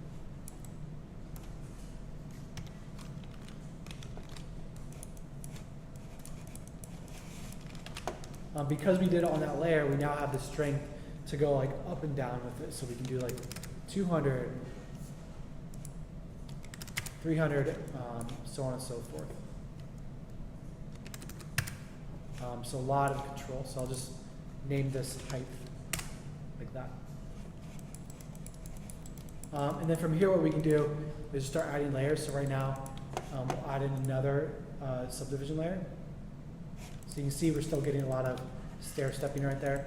So I usually start with my broad strokes and then slowly get more and more specific. So we'll just do add new subdivision level. So right now we're on level 5.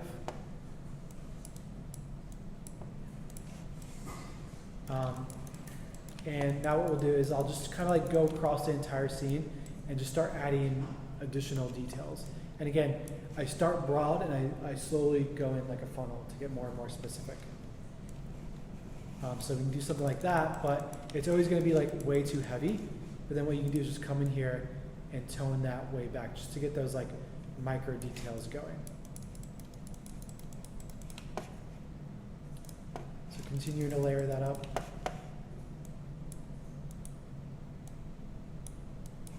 There's a couple of really good like rocky stuff in here that I like.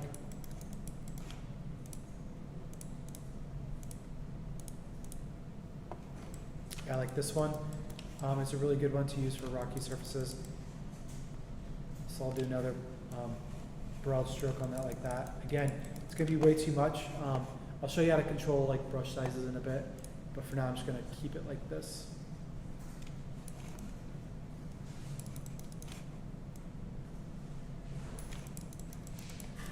Cool, so we'll add another layer. I'll just continue to subdivide this. I'm going to use the hotkey Shift-D. Cool, and then we'll just come in here and start like detailing this thing out.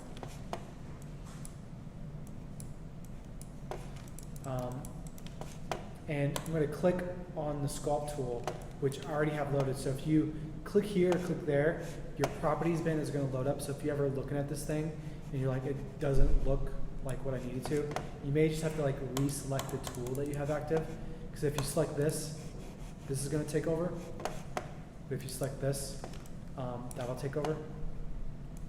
So what I want to do here is starting getting more and more specific. So I'll scale this down. I'm using the hotkey B to do that right now. But we have the strength here, so we can just go down something really low on that, like that. And we can start detailing things out like that. I don't have a Wacom right now, so it's a bit hard for me to do this kind of stuff in an organic way. So we'll detail all that out. And then if we want to start doing things like go back to the beginning and start adding some bigger things, all we have to do is page down all the way to the beginning.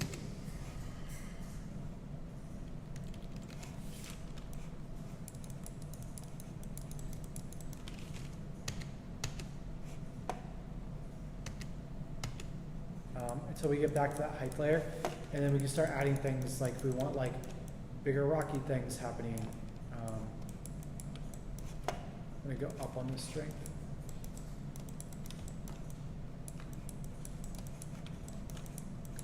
Or we could like take off that stencil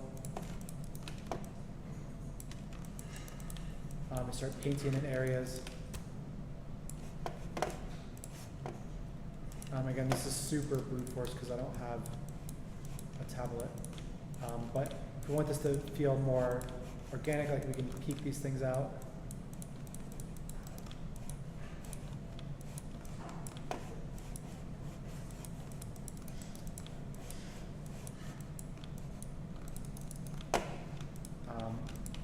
And then we'll just go back up that resolution.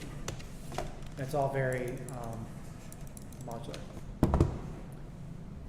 I'll go over more stuff, like the brush settings and stuff, as we get hands-on. Any questions? So why don't you guys go ahead and fire up Mudbox.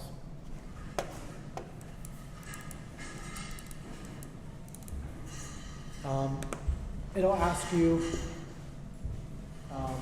what navigation you want. Just click Maya, and then go ahead and select that polyplane.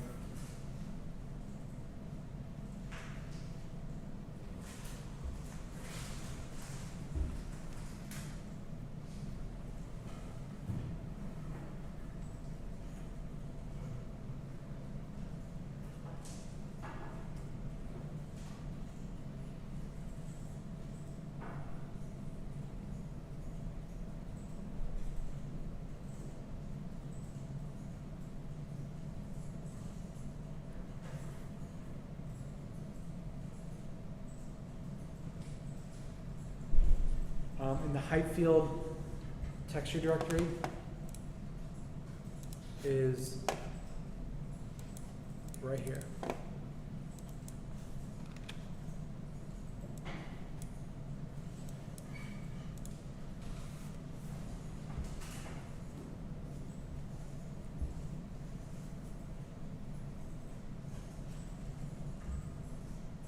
So go to just navigate steps. We have the path, and then as soon as you guys get there, I'll start back up.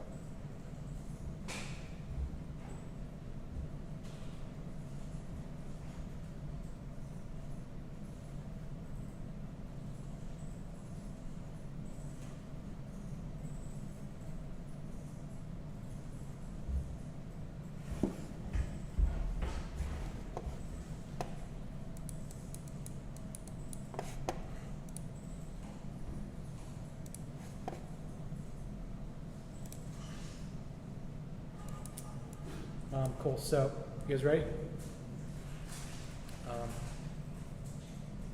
So we're going to start with just the plane preset. Okay. So navigation should feel right at home. It's just like Maya. If you've selected the Maya preset. Some sculpting hotkeys.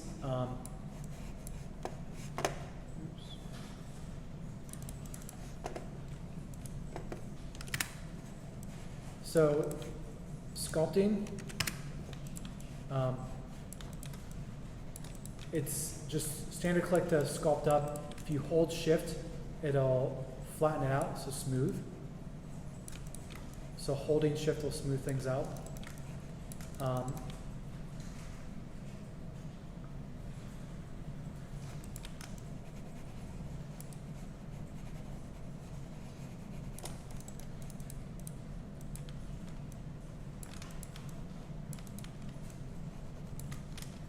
If you do hold B, you can scale the brush in and out.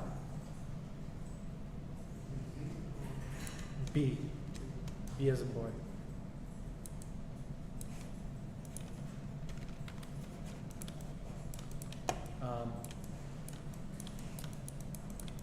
You can go negative just by switching the strength over to a negative value.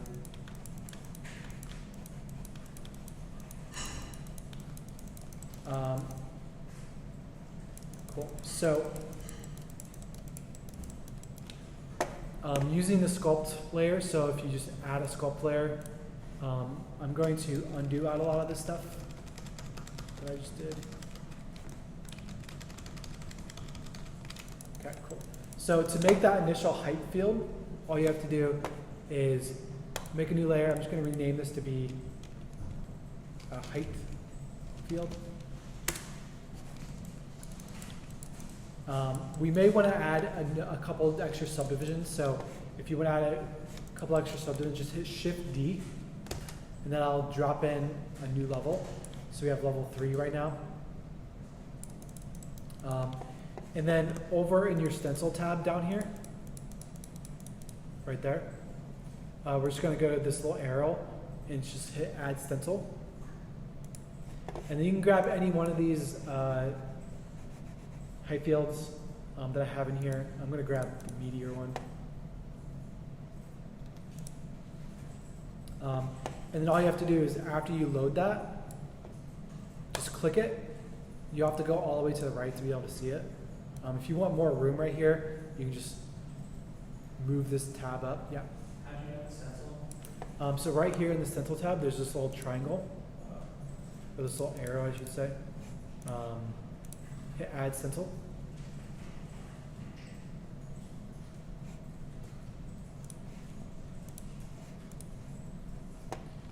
And then all you have to do is just navigate to it and select it. And then just make it super big. And then if you want to rotate around the stencil, you just hold S. And it's the same navigation as Substance. So hold S and then left click and drag, right click and drag, and middle click and drag. We'll move it around.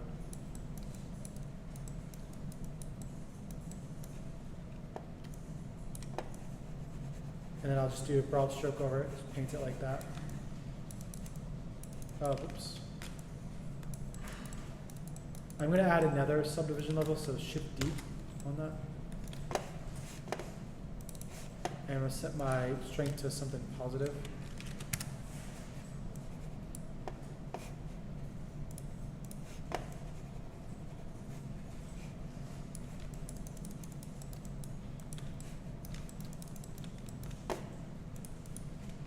And again, if you want to go up and down, you can just do, you just like over crank that opacity strength.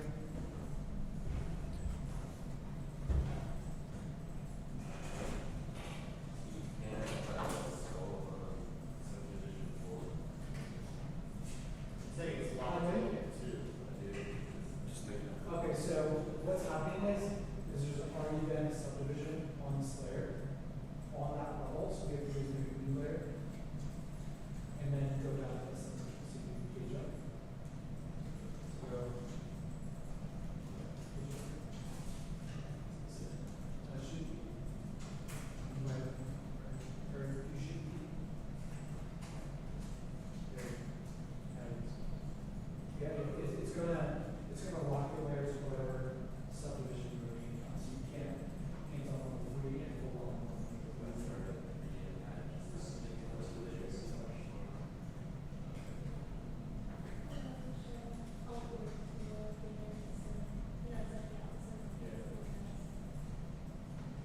How you guys doing?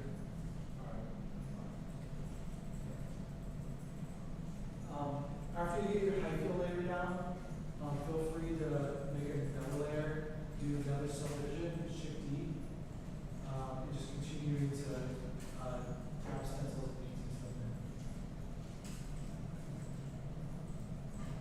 Yeah, so the way to kind of reiterate the way the sculpt layers work in terms of subdivision, as soon as you start painting on a layer, it is locked to a specific subdivision. You navigate the subdivision by doing page up, page down. But if you want to paint on that subdivision layer, you have to do a new layer, new sculpt layer. And it'll be locked to that layer. Is there a way to make the spring tats under without duplicating it, or is that needed? Steady. Is there a way to make the strength of the layer pass one under without duplicating it? Yeah, you just do 200. Or you tap it in here. Yeah. Yeah.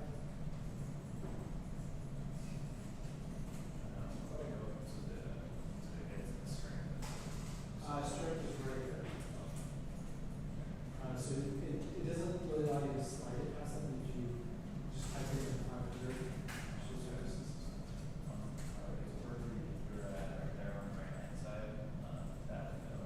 That window, so this one. Yeah. It just,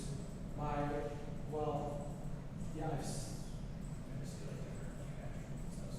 oh, that's the brush size. So right now, you're in your stencil settings. So if you just reselect your stroke tool, you'll go back. So it's a little weird, but you have to kind of go back.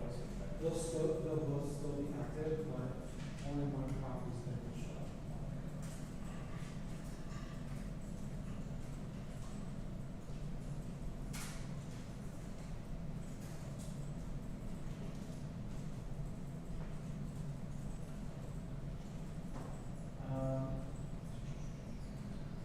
A lot of these tools in here should be really familiar to you guys coming from ZBrush. Overall, it's a super intuitive tool, right? It's like the way ZBrush should operate.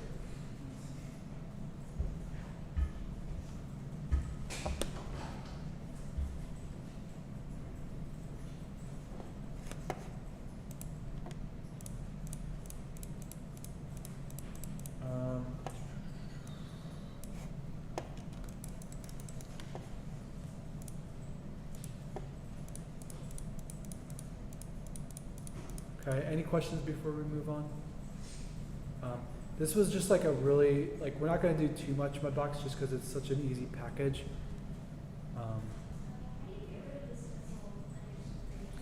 So under the stencil menu, all you have to do is go all the way over to off.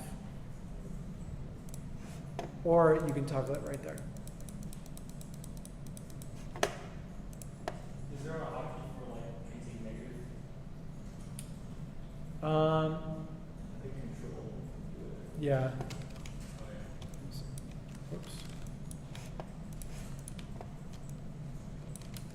Yeah, control will go in. So it's shift for smoothing, control for backwards strength, and then B to just scale up. I'll write these hotkeys down.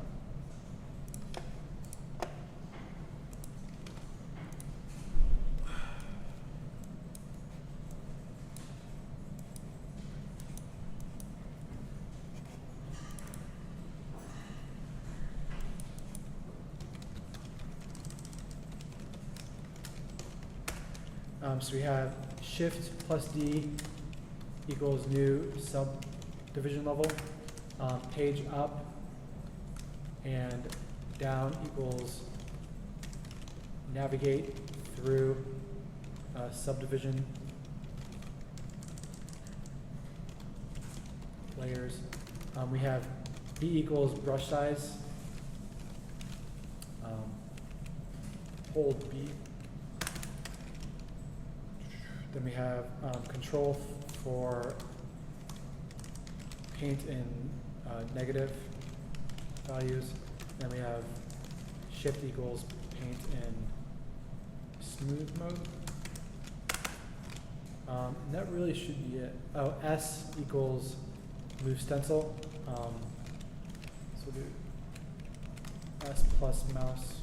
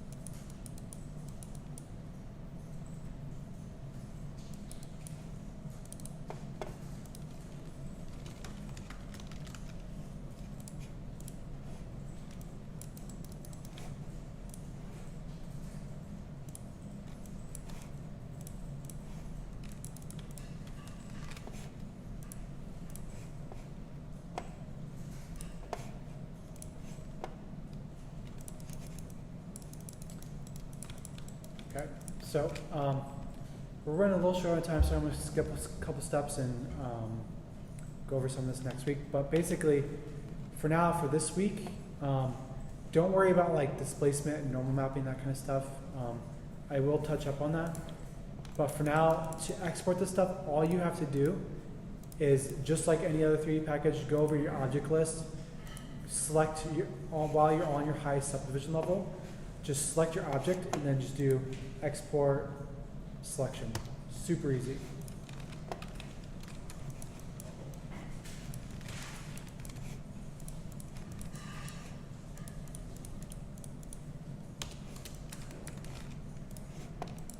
Cool, so back in Maya,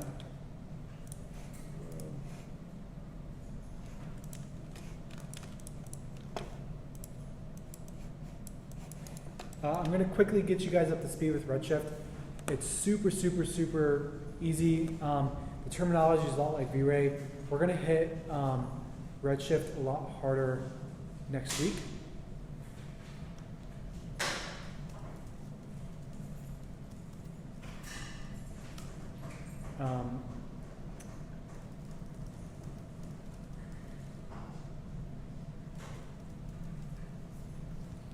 We'll get into more next week, but for now, basically to get you guys up and running, it should all be loaded on your guys' boxes by default. If it's not,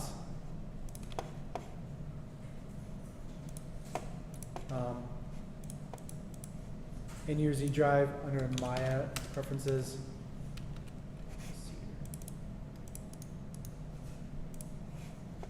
yeah, you'll need to add this, which there should be a template on Student Share.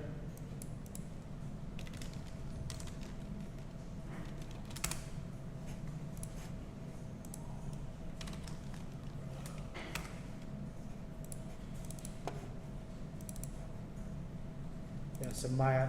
So here's all the preferences. So under Student Share, you guys are all using 2018, right? Yeah, staying away from my 2019. I'm going to be using 2018 in this class. I strongly recommend you guys stay on 2018 too. But basically, you just take this 2018 from Student Share and then just drop it into your 2018 Z drive. I'm not sure if you guys will automatically do that, but yeah. Cool. So we'll switch it up. The plugin manager should be loaded. If it's not, you can find the plugin right there.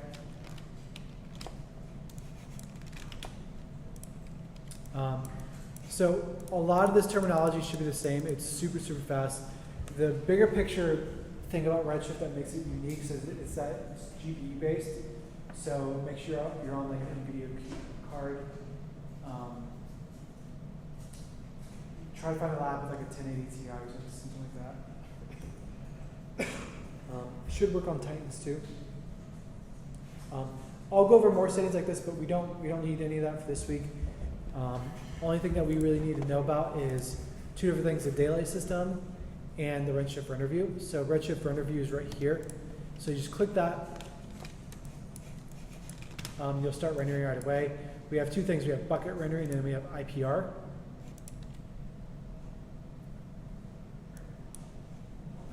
So this is going to be a preview render, and it's super, super fast. I would say it's probably 10 times faster than V-Ray, and it looks great too. So that's IPR. We have bucket rendering right there. So bucket render for final renders, IPR for previewing. Some color settings just to be setting up. Over the settings, we'll do linear, put the lookup table in, and you can go through these lookup tables. You can use any of these. I'll show you the one that we used in Texture 2. You can still use. Have you guys been using lookup tables in any other classes? Fred? Fred's class, and then also the Nuke class. Nuke? With, what's his name? Robert, or not, it's Ben. Okay, cool. That's good to hear. I'm going to copy over this 1D lot. I encourage you guys to play around with these though.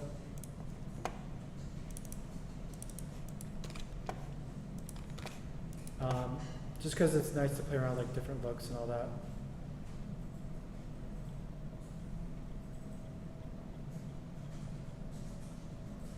I'm going to keep it on this one. Cool.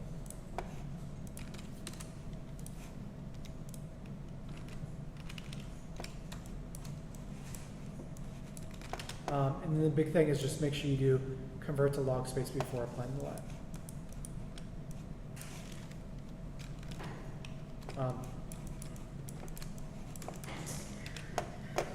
Okay, so next up we have the Redshift material. So there's a bunch of different Redshift materials. The one that we're going to want to use is called Redshift Material.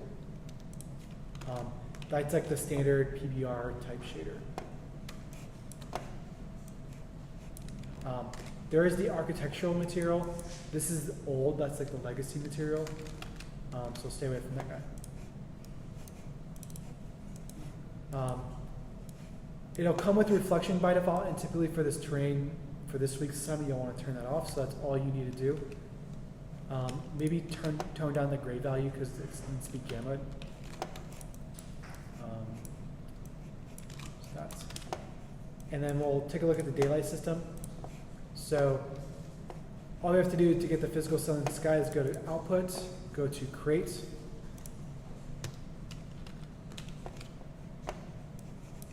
Oops.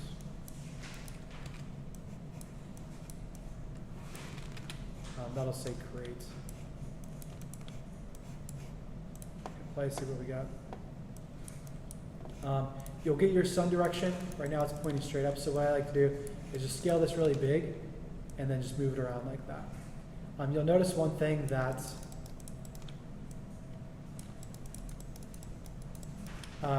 the sky isn't being illuminated. That is because we have to turn on GI, and I'll show you that.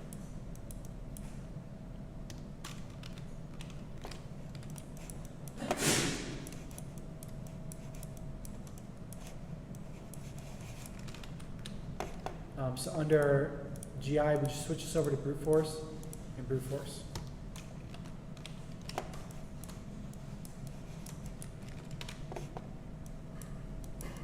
Questions so far about Redshift?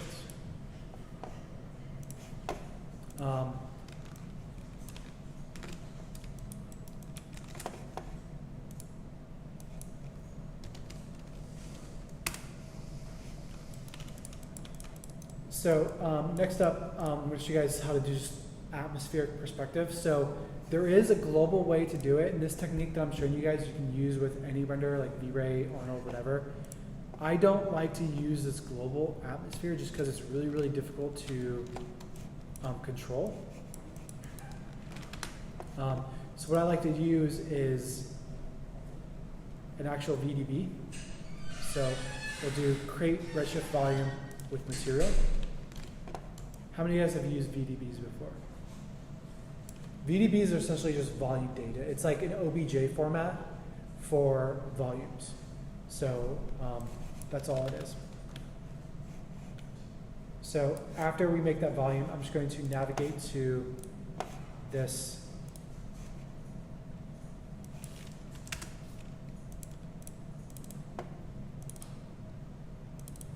I have a couple different ones. I'm going to use this depth haze with vertical grad.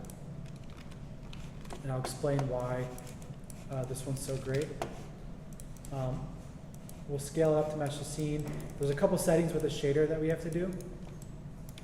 So on this shader, what we have to do is type in density right here.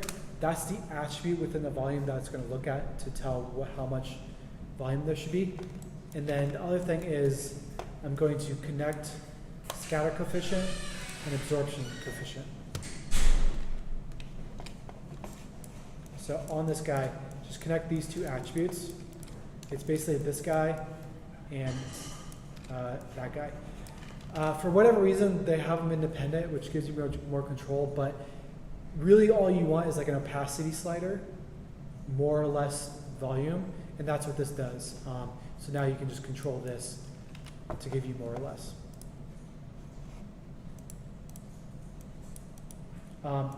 And you'll notice something happen where it just turns out black like this.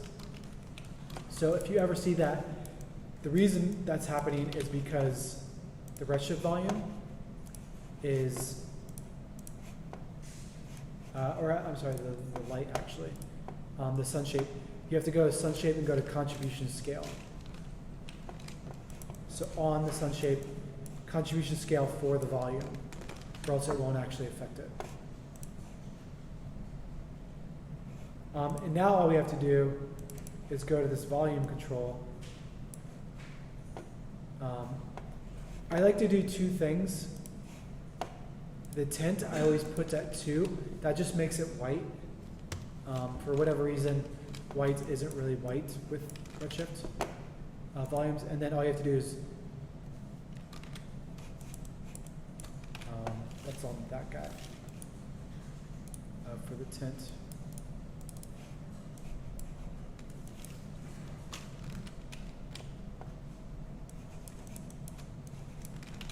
And then all we should have to play with is this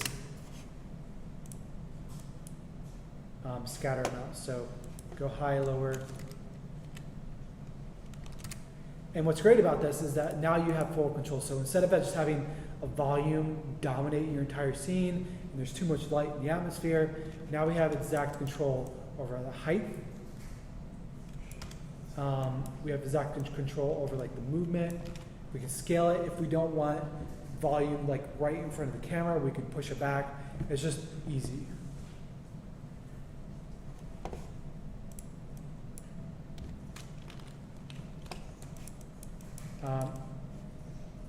Okay, so last thing I'm going to do is just duplicate these around and then bring it into Photoshop and do like a paint over.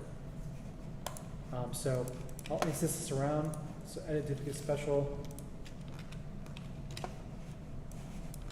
We'll instance this.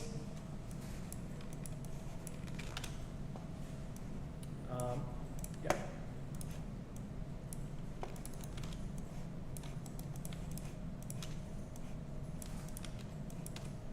Again, just rotate, scale is enough for it to feel like we're in some other world.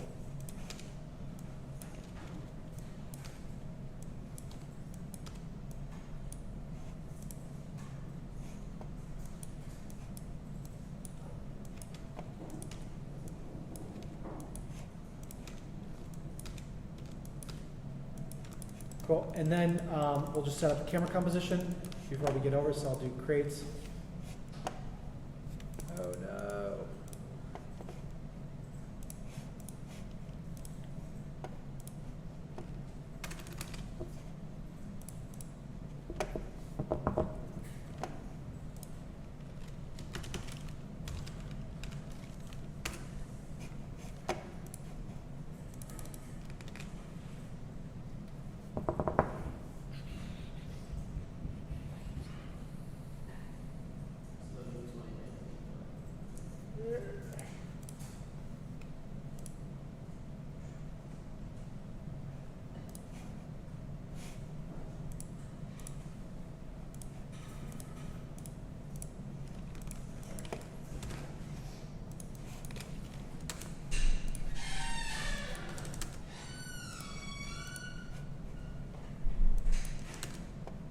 Yay.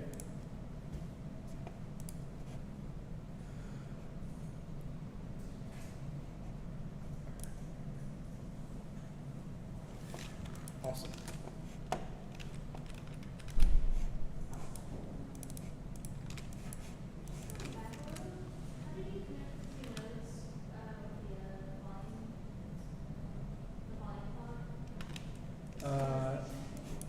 One second.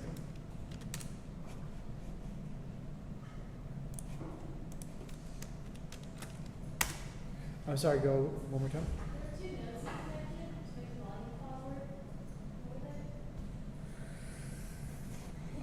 This thing, so all I did was volume, create Redshift with material. And then all you have to do is connect these attributes. So it wasn't actually 2 nodes, it's just 1 node. Is that what you're talking about? So all you have to do, well, you can do it 2 ways. If you want to do it like this way, or what you can do is just hold shift, middle click and drag, and you can just drag it, drop it onto itself, which will open up the connection editor to connect to itself.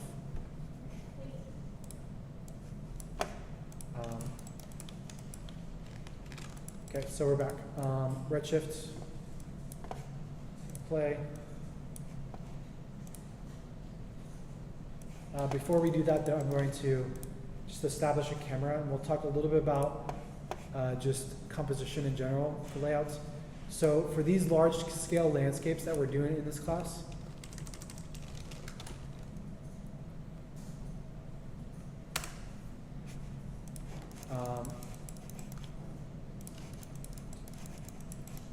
definitely switch this over to 35mm Academy, because focal length is so important with this stuff. If you want your stuff to look cinematic, you have to go with the right focal length. It's super essential. And without setting this aperture film gate right, these focal lengths are wrong. So make sure you set that right. And typically with like landscape photography, you do a really long lens. So at least I would say at minimum 70, but probably higher. So I'm just gonna start here from there. And then what we do is just establish some sort of composition like that. So is film gate just the aspect ratio? The film gate is essentially like the sensor. So like with the way the cameras work, like if you have like a cropped sensor, the focal length is going to be cropped too. So it's not actually going to be the proper focal length. So 35mm Academy is a close preset to an Alexa camera, which is a film camera. So I just always use that. So use those. If you make your lens really wide, you're not going to have a good time in this class. It's going to be way too much work. We want to really isolate it down to a good composition. Now what we can do is now we can start relaying this stuff out to be something more specific to this layout.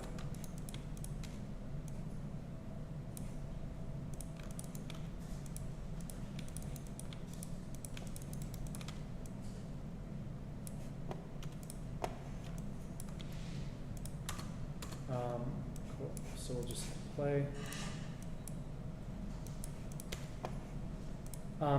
If you ever don't render from the right camera, just switch it all right there. There you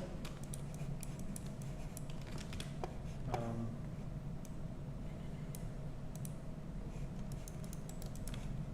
Something else I like to do with this stuff is just to scale my camera, which will help me kind of like position the lighting. We're gonna get into a lot of like lighting for environments in this class, but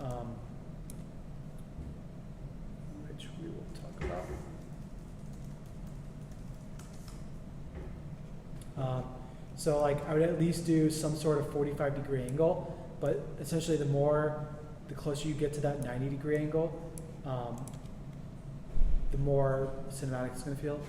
So don't be afraid to like let a lot of this stuff to go to shadow, because when you do that, what you do is you open up doors for this volume to really start to have an effect.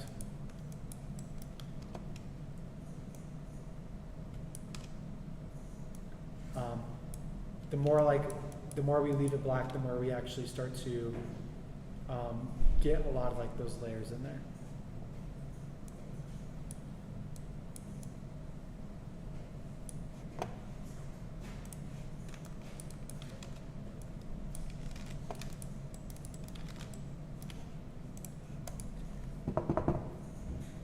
Questions before we jump into Photoshop? So this week, like with Redshift especially, just go through the screenshots, focus on the buttons I'm used, play around with stuff.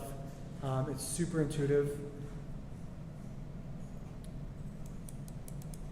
Cool. So after you do your bucket, I'm just going to do save image as. And then this is essentially going to be your guys' homework this week. It's just to do 6 thumbnails.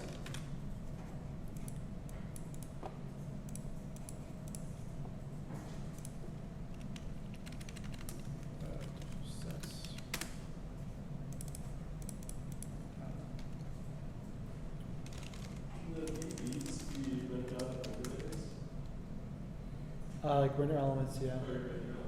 For sure.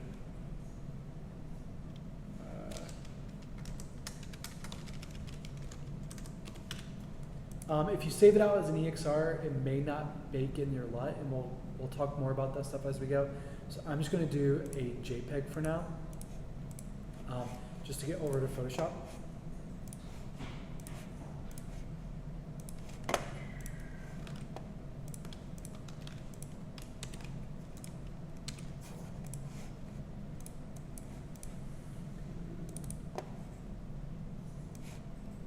So we have this, but I have a template that I'm going to give you guys, this thumbnails template. It's a really nice template that I like to use for doing this kind of stuff. This was all painted from scratch. Again, I'm not a concept artist, but like using this technique, you can get pretty far. But basically, it's just a nice template because it comes with like swatches and stuff like that. I want to show you guys a few techniques to utilize this stuff. So again, do thumbnail resolution. The bigger the resolution it is, the more it's going to feel like a render. And remember how we talked about how like concepts are easy to make look good, final renders look good, but anything in between there, generally speaking, looks pretty bad. So stick low resolution. If you stick low resolution with thumbnailing, it's just easy. Like it's really loose and organic, whereas if it's bigger, you're just burdening yourself with a lot of detail. And what you really want is to capture feeling and not actually capture detail. And those working low res leads to a lot of happy accidents that you can take inspiration from later.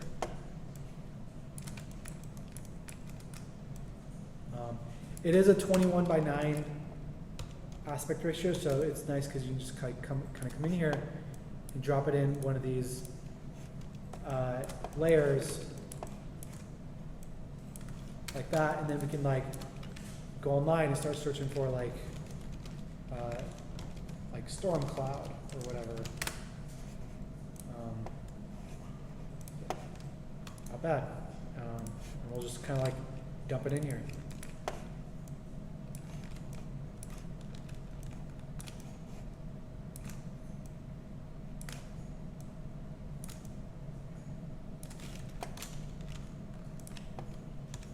And the benefit of this is again, like you can just stay really loose, like it doesn't have to be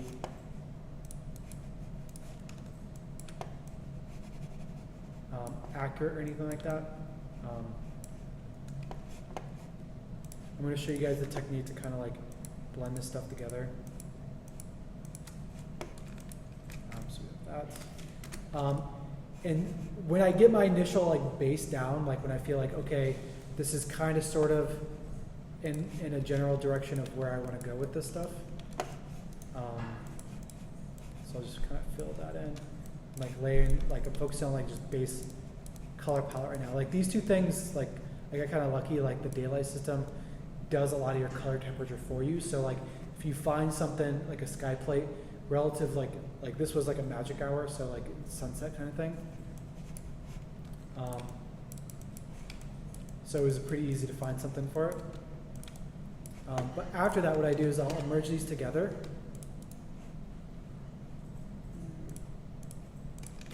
And then what I'll do is I'll come up here and apply like a Photoshop filter to it. So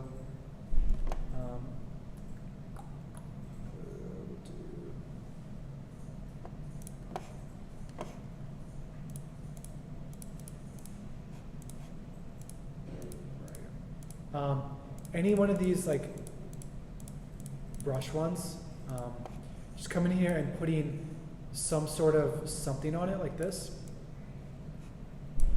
is enough to kind of like push it out of that middle ground CG world where it just looks bad, right? Because we want to go either hyper concept or hyper detailed. In this case, we want hyper concept. So by putting just a really simple filter on here, like we can get into that concept world really quickly where things are much looser.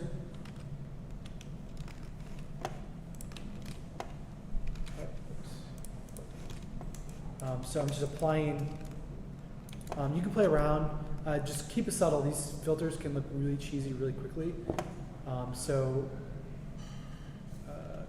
Yeah, just keep it simple. And like we can continue to go online grab some castles, grab some buildings, whatever. Or at this point, what we can do is we can start like, if I do like sci-fi structure, we can really start to take some inspiration from all this amazing stuff that we're seeing online. And what I'm going to do is just make a new layer and just sample these colors, go into my hard brush, and make some stuff. And this is where like you can really start to get creative. So we can like grab these structures.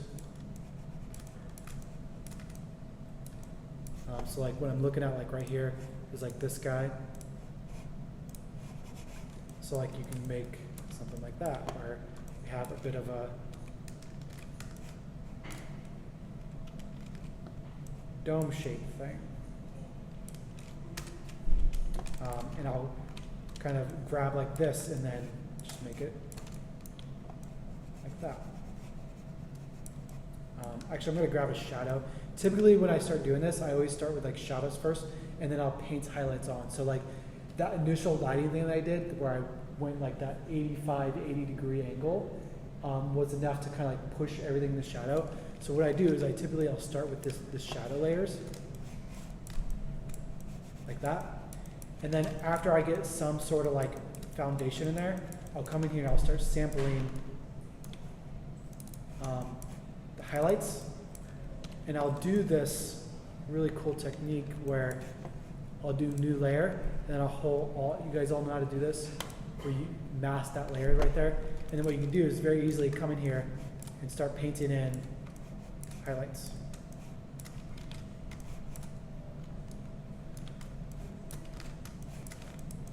Like that.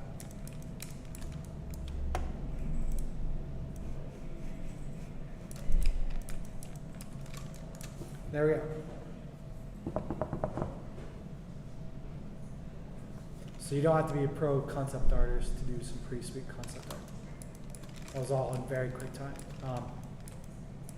So this is your assignment. Actually, we're going to do 8 of these.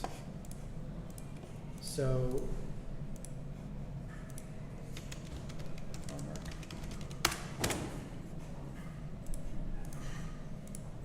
we're going to do 8 environment thumbnails.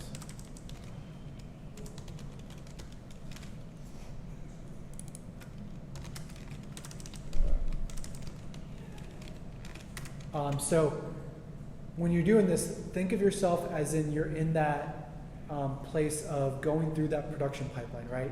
So gather references. You want a very clear target direction.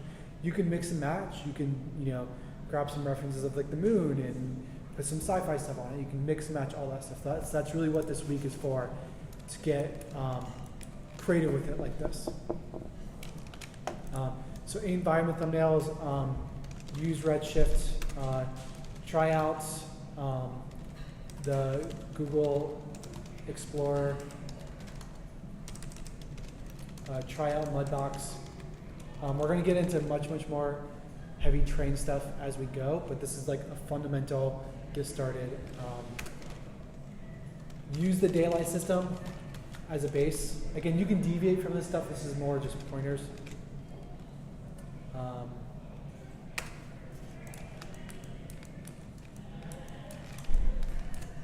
Questions? Do we use the same scene for all these thumbnails, or like really different things? I would say I'm not opposed to you guys using the same scene and then just duplicating that. Try to spend some time on it. So like maybe do 2 or 3 different types of environment and then do duplication of that. I would say do 2 different types of environments. So you can go like fantasy landscape, you can do sci-fi, you can do industrial, whatever. Yeah, if you want to do more than that too, that's fine too. But this, you can think of this as a starting point for your guys' final. It doesn't have to be, because we'll do some iterations as we go. Next week we'll cover scattering and a lot of other things that are going to go in your final, but just give you like a start, stepping stone.